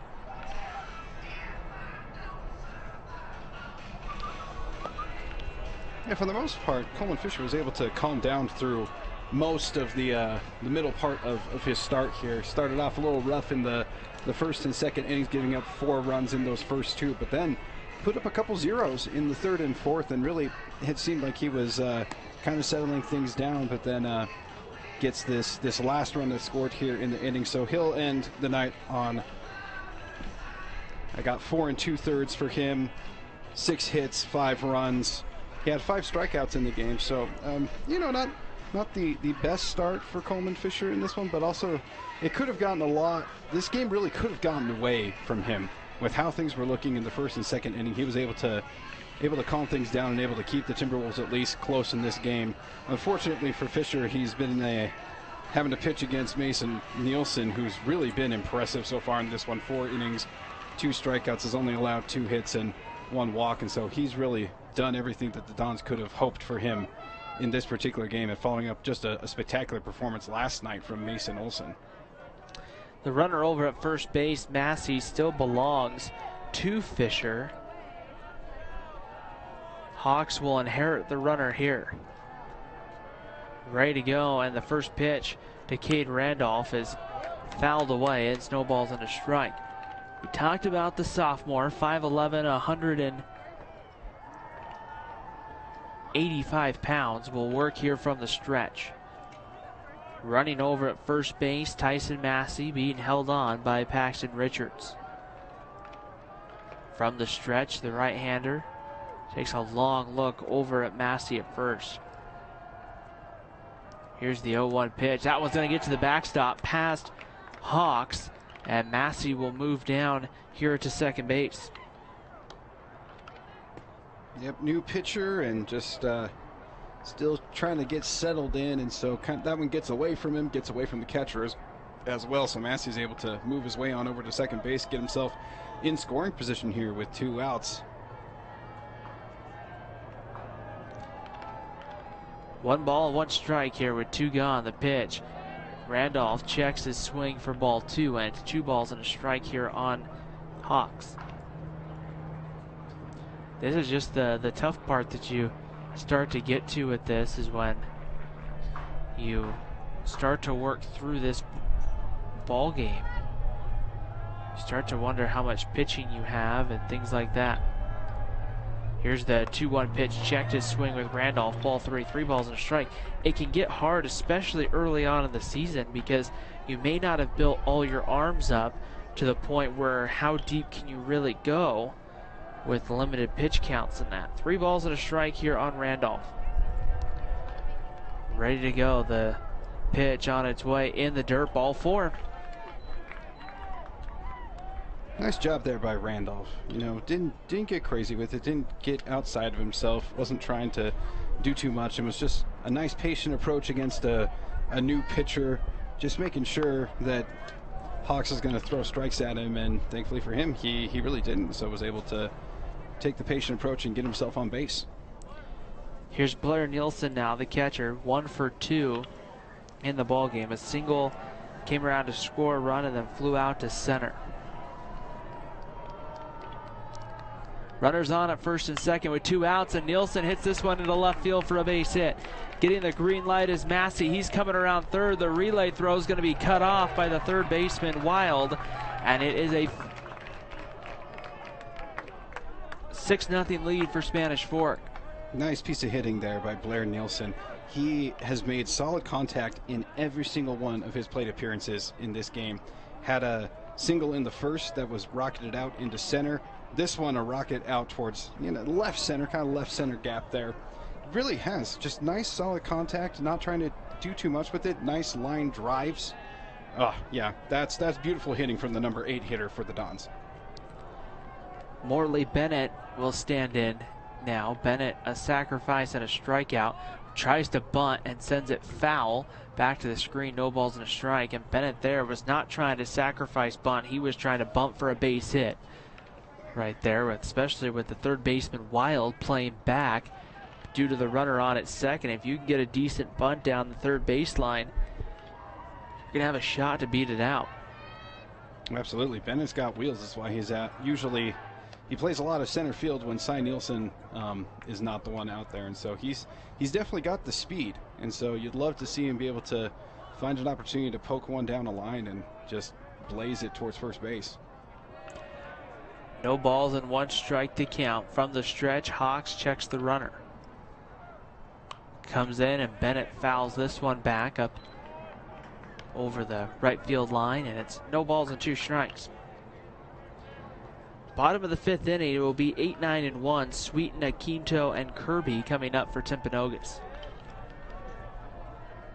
Time called as stepping out of the box will be Morley Bennett. 2 outs here in the top of the 5th inning. Yeah, nice opportunity here for the number 9 hitter to bat with some guys on base and potentially help extend this lead. And Bennett swings and misses for strike 3. The first strikeout for Hawks, but the inning is over. We head to the bottom of the 5th inning here in St. George, and it's a 6-0 lead for Spanish Fork right here. And Mason Nielsen will go back to work here for Spanish Fork. Let's take a moment here on Spanish Fork 17 to thank our sponsors for making this broadcast or many other broadcasts possible. Yes, we love our sponsors and appreciate all that they do for us. That is the car guys over at Blue Diamond Auto Group, Triple T Heating, Cooling, and Plumbing, MVP Sports, Mikkel Thompson Wise, Attorneys at Law, State Farm Lance Wilson, Two Jacks Pizza, and Driggs Mortgage Team. Just keep in mind, Dawn fans, we have another game coming up for you later this evening at 7:30. Spanish Fork will take on the Palo Verde Panthers from Las Vegas. Palo Verde has put together a nice run here this year. So, and last year as well, some very talented players on that Palo Verde team. So, should be a fun one coming up around 7:30 or so. So, you can have, you know, an early dinner, enjoy some baseball tonight, and prepare to have a good weekend. As see some fans here at the ballpark having a very nice day, enjoying the sun. And here is Gabe Sweeten to lead it off, and Sweeten pops this one up past the first baseman Massey for strike 1. Spanish Fork 6, Timpanogos 0. Sweeten reached on an error back in his first plate appearance. Swings and misses there at the 0-1 pitch, and now he's down to the count, no balls and 2 strikes. The only 2 with hits in the ballgame for Timpanogos is a single from Kai Decker back in the first, and then a single from Paxton Richards in the 4th. And there's strike 3 as Sweeten swings and misses. Strikeout number 3 for Mason Nielsen. And now we'll bring up left fielder Gabe Aquinto. That one was pitching 101. Started a little bit lower in the zone and then just slowly worked his way up in the zone, raising the eye level of the batter until he eventually gets him to swing at a pretty nasty high pitch. Aquinto takes a pitch on the corner for a called strike. It's 0-1. Aquinto fouled out to the first baseman Massey in his first plate appearance. The 0-1 pitch misses for a ball. 1-1. He just popped one up over by the Timpanogos dugout in foul territory, and Tyson Massey ran it down for Spanish Fork. Here's the 1-1 pitch on its way home. This one's popped up. This one's again going to be playable. Massey comes sprinting in from first, and he's just not going to get there. The only question was who was going to have a better shot at it, whether it was going to be Blair Nielsen, the catcher, or Massey. Instead, it's going to be a short strike 2. Yeah, it looks like there was a bit of miscommunication there between the guys. Like, Massey was definitely the one that had to run the furthest to try to make a play on it, so I'm not quite sure what happened there. It looks like maybe Nielsen lost track of it because he didn't even throw his mask off.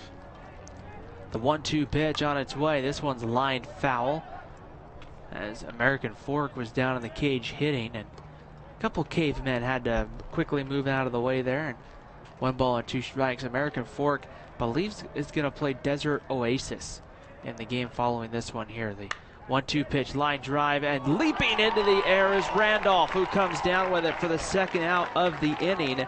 Mikel Thompson and Wise attorneys at law. Great defensive play there for Cade Randolph, who just went up and just snagged it. Wasn't sure if he was going to get there or not, but he did. Leaping lizards out there at second base there by Cade Randolph, definitely showing his vertical. He didn't go to the combine, but I should bet his vertical would look pretty impressive. Davis Kirby stands in, a walk and a strikeout for the Timpanogos shortstop. And the pitch grounded this one in the hole between the shortstop and third baseman for a base hit. So Davis Kirby has a 2-out single in the 5th inning. And that will bring up the second baseman, Ethan Hickson.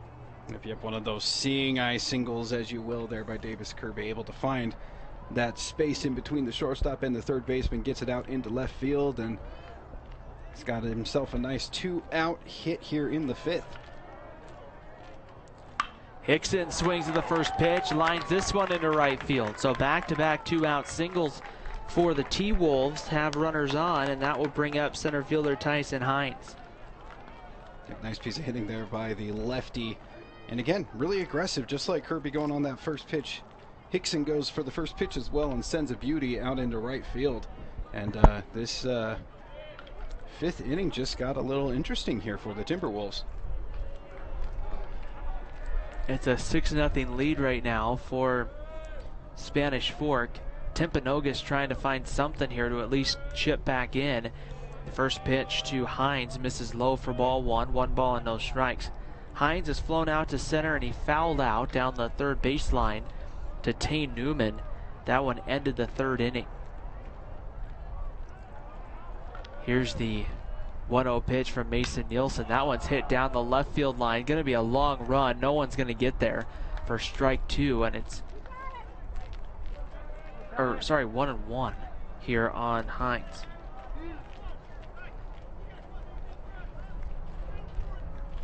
Yeah, that one just kind of sliced away from it. Able to get a good piece, but that wasn't necessarily the best pitch for him to hit. One that was clearly on the outer part of the plate. Tries to send it the other way, but ends up sending it pretty deep into foul territory.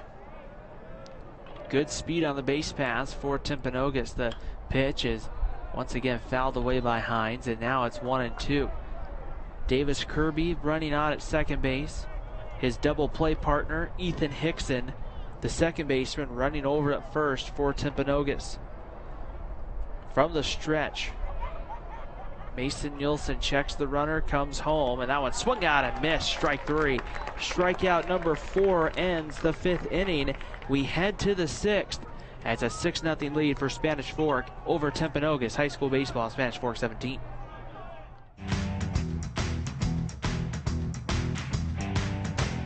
Need a new car or truck? Come to the guys you trust. The Car Guys are part of the Blue Diamond Auto Group, and they have the best selection of quality vehicles at the best prices for your budget. The Blue Diamond Auto Group with the Car Guys at 872 North Main in Spanish Fork. Finally got me, Ben. What's that, Rick? The Clark Street crater, the mother of all potholes. Got me good. But you know State Farm's got you too. You ain't nothing. Go with the one that's here to help life go right. In Spanish Fork, see your good neighbors State Farm agent Lance Wilson. Hi, welcome to 2 Jack's Pizza. For the best pizza you'll ever taste and our world-famous cheese sticks, come to 2 Jack's Pizza on Main Street in Spanish Fork or call us for a quick delivery. Are you hungry yet? I definitely recommend the Driggs team. They're amazing. Hi, I'm Greg with the Driggs Mortgage Team, where we believe there's no substitute for experience. Stop by our office today on Main Street and let us help you get into your brand new home.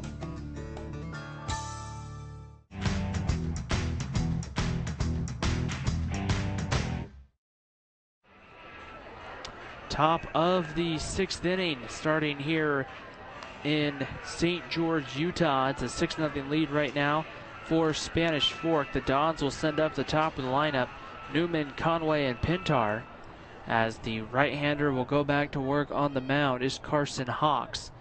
The sophomore right-hander will get ready to go to work. Tane Newman standing in the box right here for sure. Newman stands in. A single hit by a pitch and popped out to first. And the first pitch on its way is going to be in there just below the belt for a called strike. And it's 0-1.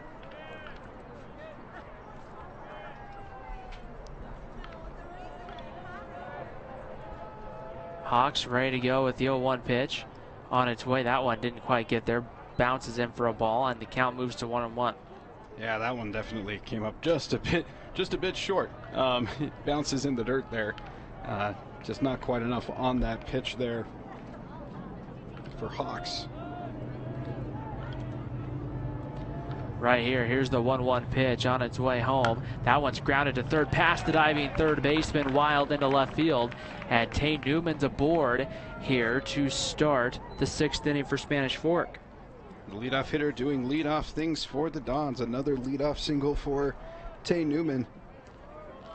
Done a good job here tonight. The 2 singles, and he was also hit by a pitch in the 2nd inning. So on 3 times out of his 4 at-bats so far in this one. So yeah, Newman picking up just where he left off last night, where he was 3 for 5. He has been a force for the Dons at the top of the order. We'll have a runner come in over at first base. It's going to be number 1, Corbin Harrison, will run for Tay Newman. This is where that speed-up runner really can come in to change the ball game.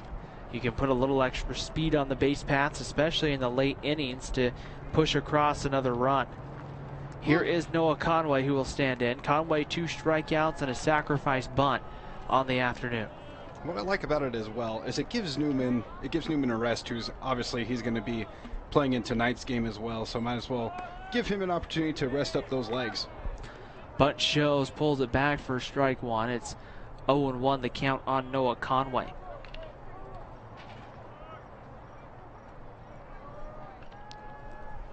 Hawks, the right-hander on the mound, looks over at first base.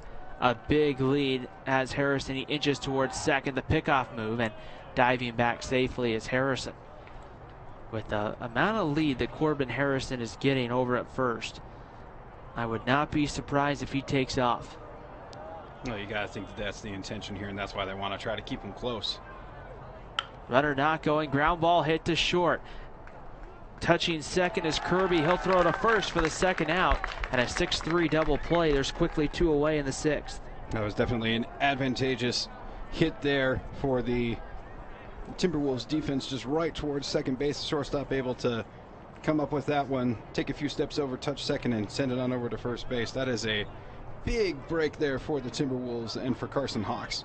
A 1 for 3, Andrew Pintar stands in, and first pitch bounces in for ball 1. Pintar grounded out to short. Had a 2-run double back in the 2nd inning, a strikeout in the 5th.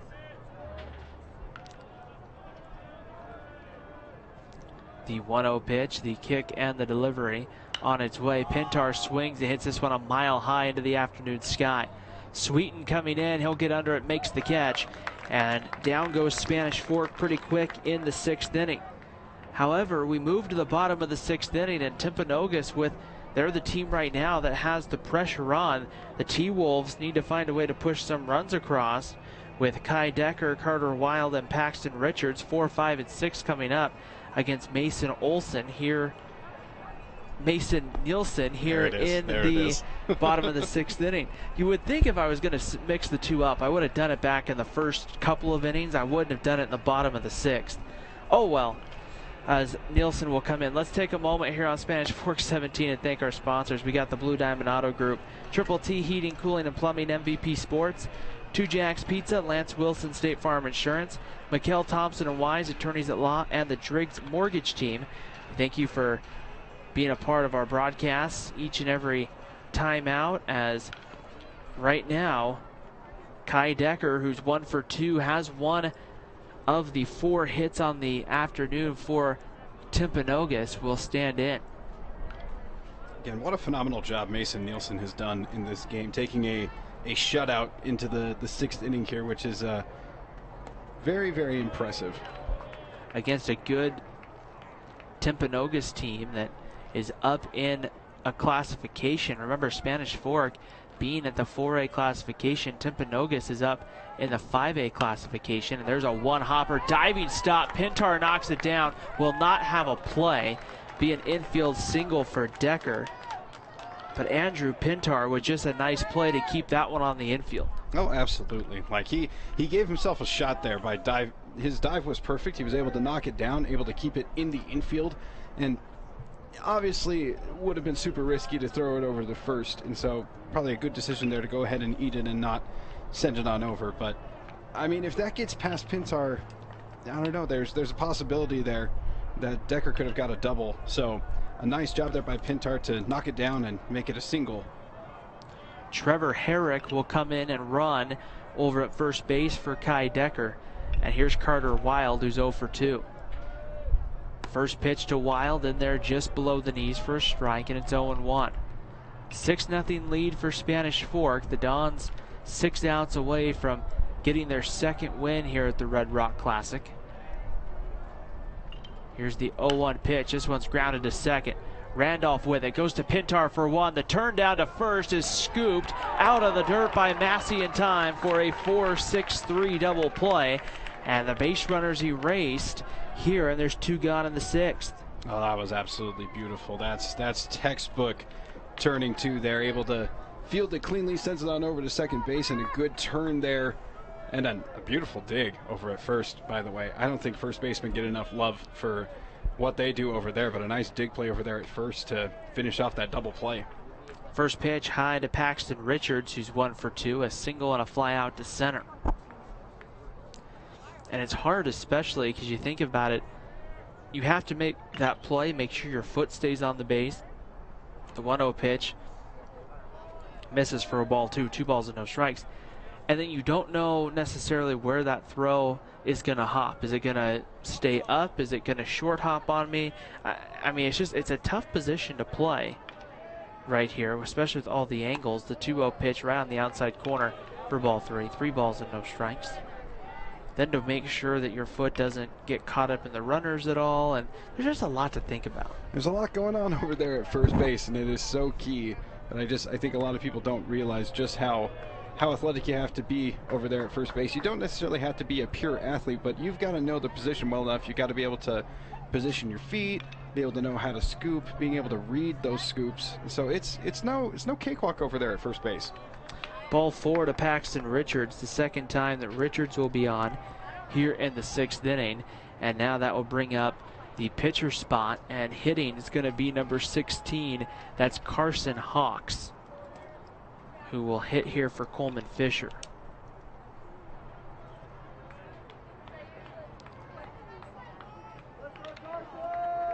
Hawks now in the pitcher spot, stands in from the right side. Here with 2 away, looks at a first pitch off the plate for ball 1. Hawks' first plate appearance of the ball game came into pitch back in the 5th inning for Timpanogos. Here's the 1-0 pitch right on the outside corner, in there for a strike, and it evens the count up at 1 ball and 1 strike. Paxton Richards, the runner over at first base, being held on by Tyson Massey. Here's the 1-1 pitch, and there they'll appeal the second, and he did not go around, says our base umpire. High school baseball, you only generally get 2 umpires unless it's a state championship game or like a semifinal where they'll go to 3, but you'll get 1 behind the plate, 1 working the bases. There's a line drive base hit for Carson Hawks into left field. Stopping at second will be Paxton Richards, and for the second straight inning, Timpanogos has a couple of base runners on, and Gabe Sweeten, the right fielder, will come to the plate. And it will not be Sweeten, sorry, it will be Zach Jenkins to hit here in the spot for Sweeten.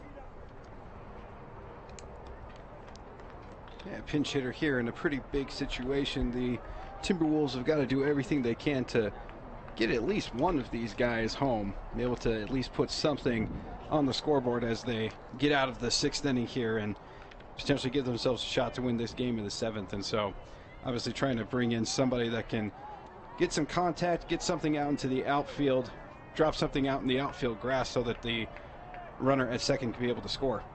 First pitch to Jenkins. He swings through it. Zach Jenkins, a 5'8" senior, will stand in, and he'll be down in the count. No balls and a strike here.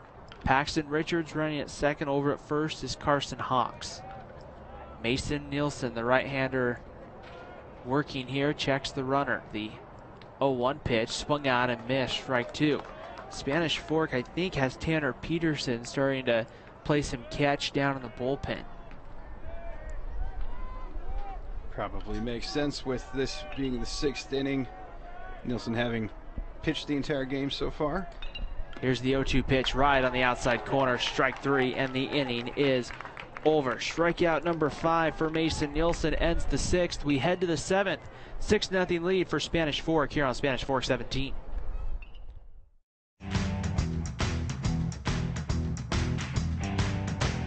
Nobody plans on getting in an accident, but if it does happen, you can rely on the expertise of Mike McKell to protect and fight for your rights. Specializing in personal injury law, Mike McKell is the attorney you need. Contact Mike at McKell, Thompson & Wise. The best time to check your furnace is before it fails, and you can rely on Triple T to do the job right. Our technicians are trained every year so you can sleep better at night, knowing your furnace is safe to operate. Call Triple T at 798-7711 to schedule your tune-up today. MVP Sports is the #1 source for sporting goods in Spanish Fork.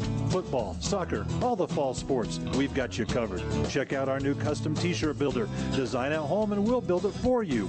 MVP Sports, 72 North Main in Spanish Fork.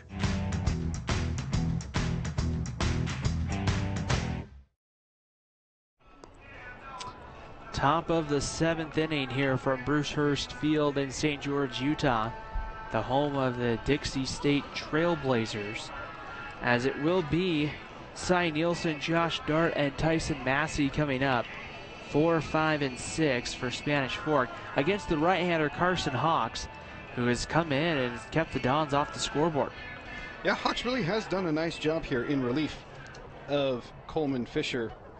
The one run that was scored that he came in for was technically Fisher's runner, as you mentioned. So Fisher is the pitcher of record here for the game here for the Timberwolves, and also is accountable for all 6 of the Dons runs thus far. Carson Hawks has gone the rest of the game, though, has a strikeout and has really only allowed very few base runners. So he's done a good job to come in here and at least keep the Timberwolves in this game. Cy Nielsen has walked, singled, and was hit by a pitch. Has been aboard in all 3 of his at-bats here. Takes a look at strike 1, and it's 0-1 on Cy Nielsen. The 0-1 pitch on its way, another slow breaking ball that sits at the knees for a called strike, and it's 0-2 here on Cy Nielsen. Nielsen does not wear batting gloves. It's crazy to me because whenever I was hitting, I absolutely had to have my batting gloves. Maybe I'm a bit of a baby, but like when you bat with the bare hands, it's just the ringing that you get from the bat can really get to you.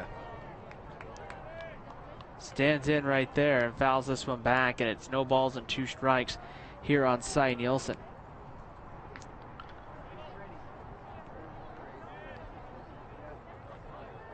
Yeah, Nielsen's been impressive in this game, as you mentioned, Ryan, and obviously would love to see him be able to get a leadoff hit here to start off the 7th inning. The 0-2 pitch, fastball misses off the plate for a ball, and it's 1-2 the count on Cy Nielsen. I think my favorite stat of the day so far for Cy Nielsen is that he got a stolen base. Like, I think that's kind of fun. You don't see the running, you haven't seen the running game that often for the Dons in this particular tournament, so for him to get a stolen base was kind of fun. I liked it. The check swing, they appeal the first, he did not go, says our base umpire, and evens the count up at 2 balls and 2 strikes. The Spanish Fork pitching staff has really been the thing that's impressed me over the course of the last couple of days. The 2-2 pitch misses low and outside for ball 3. If you think of it, if you score 6 to 7 runs a ball game, Andrew, but your pitchers don't give up a lot of runs, that 6 and 7 runs are going to hold up most times. Absolutely. That is a recipe for winning ball games right there. Is if you've got pitchers that are going deep into the game, your starters are giving you 6 solid innings, that is going to be just a beautiful recipe for success. Cy Nielsen takes ball 4 right there and is aboard here in the 7th for the 4th time today. And that will bring up Josh Dart. Golly, what else is new here with Cy Nielsen? He's been so good at the plate here these past couple games. Been an on-base machine, just doing everything that he can for the Dons there in that cleanup spot. And again, hopefully this patient approach is able to translate over to region games here soon, as we're going to definitely need him to be a force in the middle of the lineup. Josh Dart 2 for 3 tonight, takes the first pitch in there for a called strike. Cy Nielsen, going back throughout the weekend, has reached base in all 4 of his at-bats today. Going back to last night, he had a walk in the 6th, a walk in the 2nd, hit by a pitch in the 1st. He did strike out in the 3rd. And then if you go back to the game Thursday, is the 1-1 pitch, he walked in the 7th, grounded out in the 5th, walked in the 4th, and struck out in the 2nd. The reason why I went through that, Andrew, is you take a look at the majority of his at-bats here have ended up with him getting on base. Yeah, and that's what you want to see, is just you got to give yourself an opportunity to score runs, and the only way to do that is to get yourself on base. And you know what? A hit is not always, a hit's not the only way to get on base. Walks are very important. Like, it's so important to be patient, make the pitcher pitch to you, because if they're not going to, why swing it a garbage pitch when you can just let it go and get yourself on first base? Curveball in there to Josh Dart, and it's now 1-2 on Dart.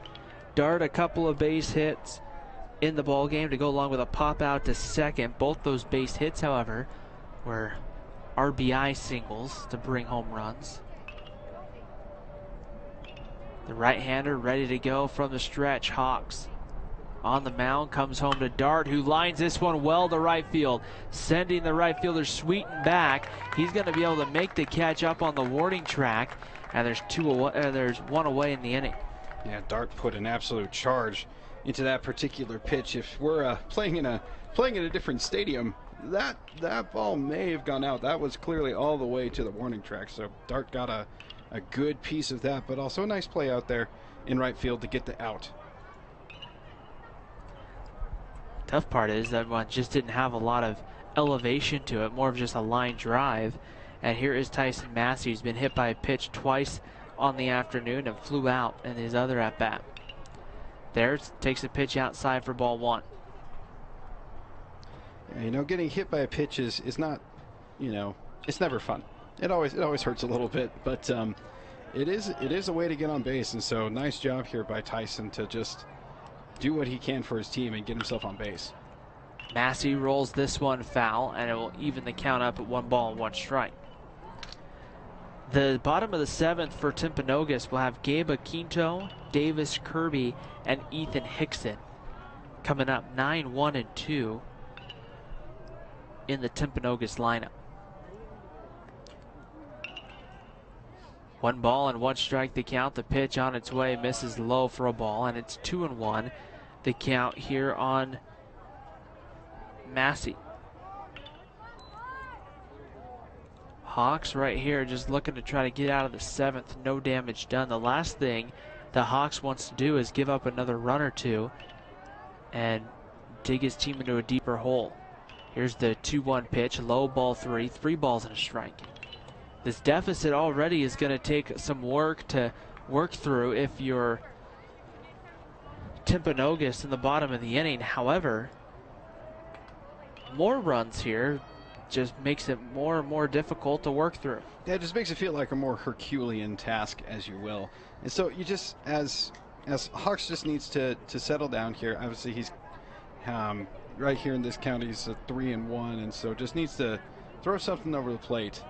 Throw strikes. It's hard as a relief pitcher because you want to try to make that perfect pitch. You want to try to get that strikeout pitch, that curveball that just gets the outside corner. When at times it's just get something over the plate. Make the hitter beat you.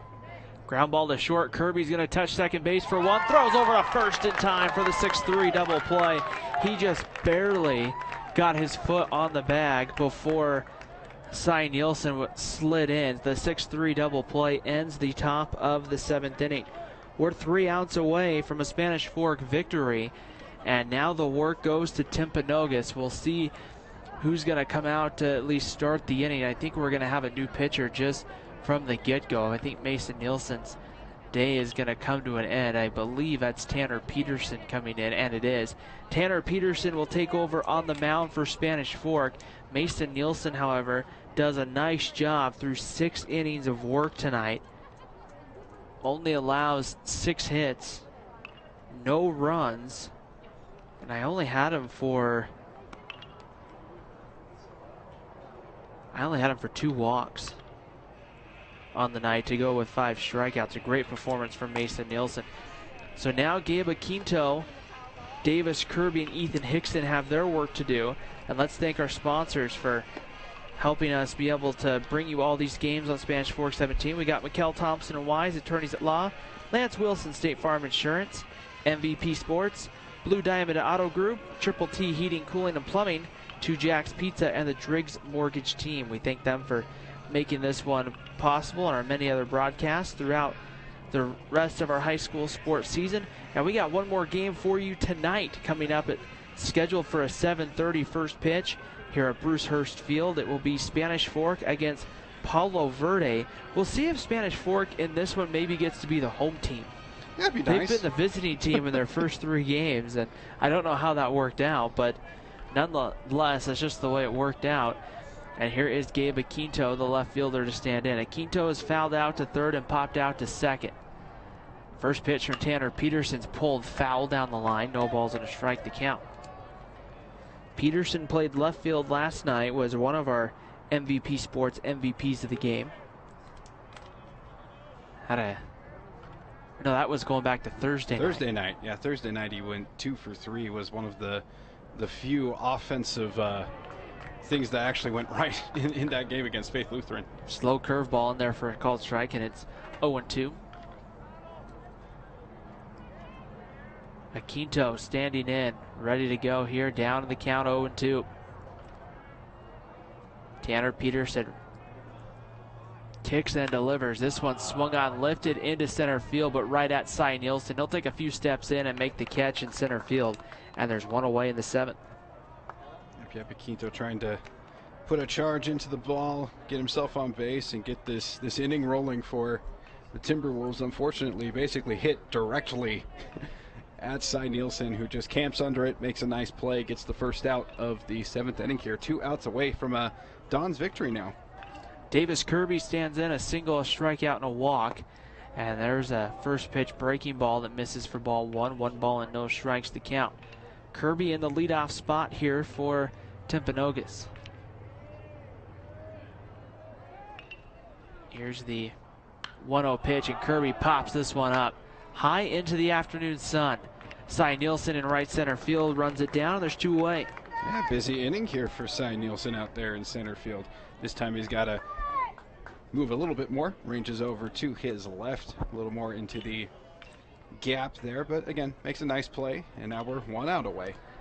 With 2 outs, second baseman Ethan Hickson will be that hitter. Hickson 1 for 3. The pitch low for ball 1. 1 ball and no strikes to count on Hickson. Hickson has flown out to center field, grounded to second, and singled in his last at bat back in the 5th inning. Here's the 1-0 pitch on its way, low for a ball, and it's 2 balls and no strikes to count on Hickson. Yeah, Hickson hit a nice rope out into the outfield in his last at bat, and obviously the Timberwolves would love to see him do that again, give themselves at least a little bit of an opportunity here in the bottom of the 7th to maybe find a miracle here. The 0-2 pitch outside ball 3, and it's 3 balls and no strikes here on Ethan Hickson. Infield back for Spanish Fork. Outfield's pretty much straight away for the most part. Cy Nielsen shaded a little bit towards right center. 3-0 pitch in there with the fastball for a strike, and it's 3-1 on Hickson. There's a strike for Peterson. That's what he really just needs to be focusing on, is just get the ball over the plate, make these Timberwolves hitters actually beat you. Here's the 3-1 pitch on its way. This one's hit into left field. Line drive coming in and making the catch is Morley Bennett. And the ball game is over. Spanish Fork will win this one by a final of 6-0. Right here, the Dons will improve to 2-1 here at the Red Rock Classic. And we will take a break. When we come back, we'll have a quick wrap up here. We'll have our final thoughts on our MVP Sports MVP of the game. You're watching high school baseball on Spanish Fork 17.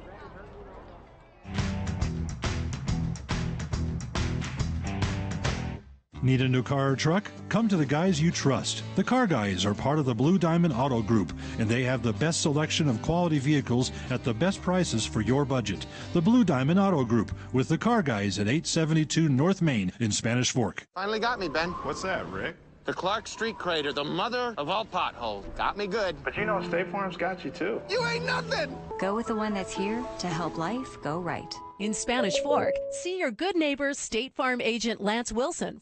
Hi, welcome to 2 Jack's Pizza. For the best pizza you'll ever taste and our world-famous cheese sticks, come to 2 Jack's Pizza on Main Street in Spanish Fork or call us for a quick delivery. Are you hungry yet? I definitely recommend the Driggs team. They're amazing. Hi, I'm Greg with the Driggs Mortgage Team, where we believe there's no substitute for experience. Stop by our office today on Main Street and let us help you get into your brand new home.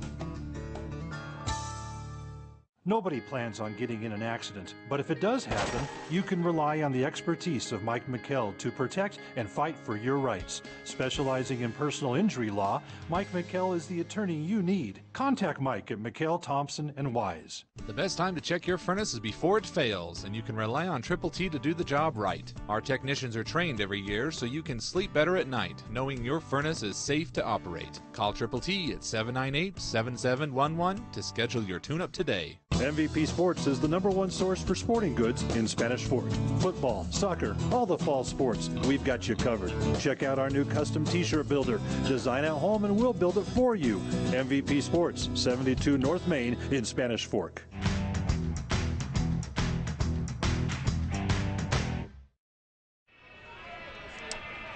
Well, a fun one here at Dixie State University tonight, this afternoon, a 6-0 win for the Spanish Fork Dons. Ryan Pickens alongside Andrew LaRose. As when you really take a look at this ball game as a whole, Andrew, it was one of those games where we kind of wondered maybe how would Spanish Fork respond after the big win last night. The Dons again got some early offense and great pitching to back their performance. Yeah, it looked very similar to last night's performance against the Vikings. Just offense started out hot. I mean, you had Josh Dart and Andrew Pintar with some early RBI hits to get things going on offense, and then it really was the pitching of Mason Nielsen tonight that impressed me the most. You know, his stuff wasn't necessarily as dominant as, say, Cy Nielsen or Mason Olson, but he really was doing a good job of locating and really just making the right pitch at the right time, getting soft contact, letting his defense really help him out and make good plays for him. But I mean, he also had 5 strikeouts, and so I mean, he did his part in terms of also getting him out at the plate as well. And so I was just impressed once again with the balance of the game. It wasn't, oh, this was a huge offensive performance, or oh man, it was all about the pitching. Like this was just a nice. This is the formula that Spanish Fork needs to use come region play, is early start offense, get the offense rolling, and then get your pitcher in a position where he doesn't have to be stressing out and he can just kind of go with the flow and be able to lock things down for you. I've loved these last 2 games for the Dons. Taking a look at our MVP Sports, MVP of the game, an opportunity to go back to something you touched on a moment ago. And one thing that they talk about is great pitching will always beat great hitting. And today, a great performance from Mason Nielsen. Absolutely. As we were talking about, Nielsen really did just a phenomenal job in this one. He pitched 6 shutout innings in this one, struck out 5, only gave up 6 hits and 2 walks, and so really did a good job of just controlling the flow of this game. The Timberwolves really just never really got anything going. At best, they would get a runner to second base, you know, in an inning or so, but never really were able to string together hits or string together base runners to be able to really get at him. And obviously, he didn't get to finish the game, though, but again, we're early in the season, so you want to make sure to preserve the arm there. But Nielsen definitely is a deserving MVP, sports MVP of the game in my book. And so kudos to him and kudos to the Dons for another big win down here in St. George. And the day is not over for the Spanish Fork Dons. They will go rest now for the next couple of hours. They'll be back in action coming up tonight, the final game of the Red Rock Classic, a 7:30 p.m. first pitch here from Bruce Hurst Field, where Spanish Fork will meet the Palo Verde Panthers in what should be a fun one. Palo Verde coming out of Las Vegas, and that is a loaded team, and they're going to put on a show. It will be a tough test for the Spanish Fork Dons tonight. For our Spanish Fork Community Network team, I'm Ryan Pickens saying so long for now. We'll see you at around 7:30 or so, and we'll keep you posted as we go throughout the rest of the day of when exactly we're going to get started here tonight from Bruce Hurst Field. Have a great night, and we'll talk to you later for more Spanish Fork baseball and Spanish Fork 17.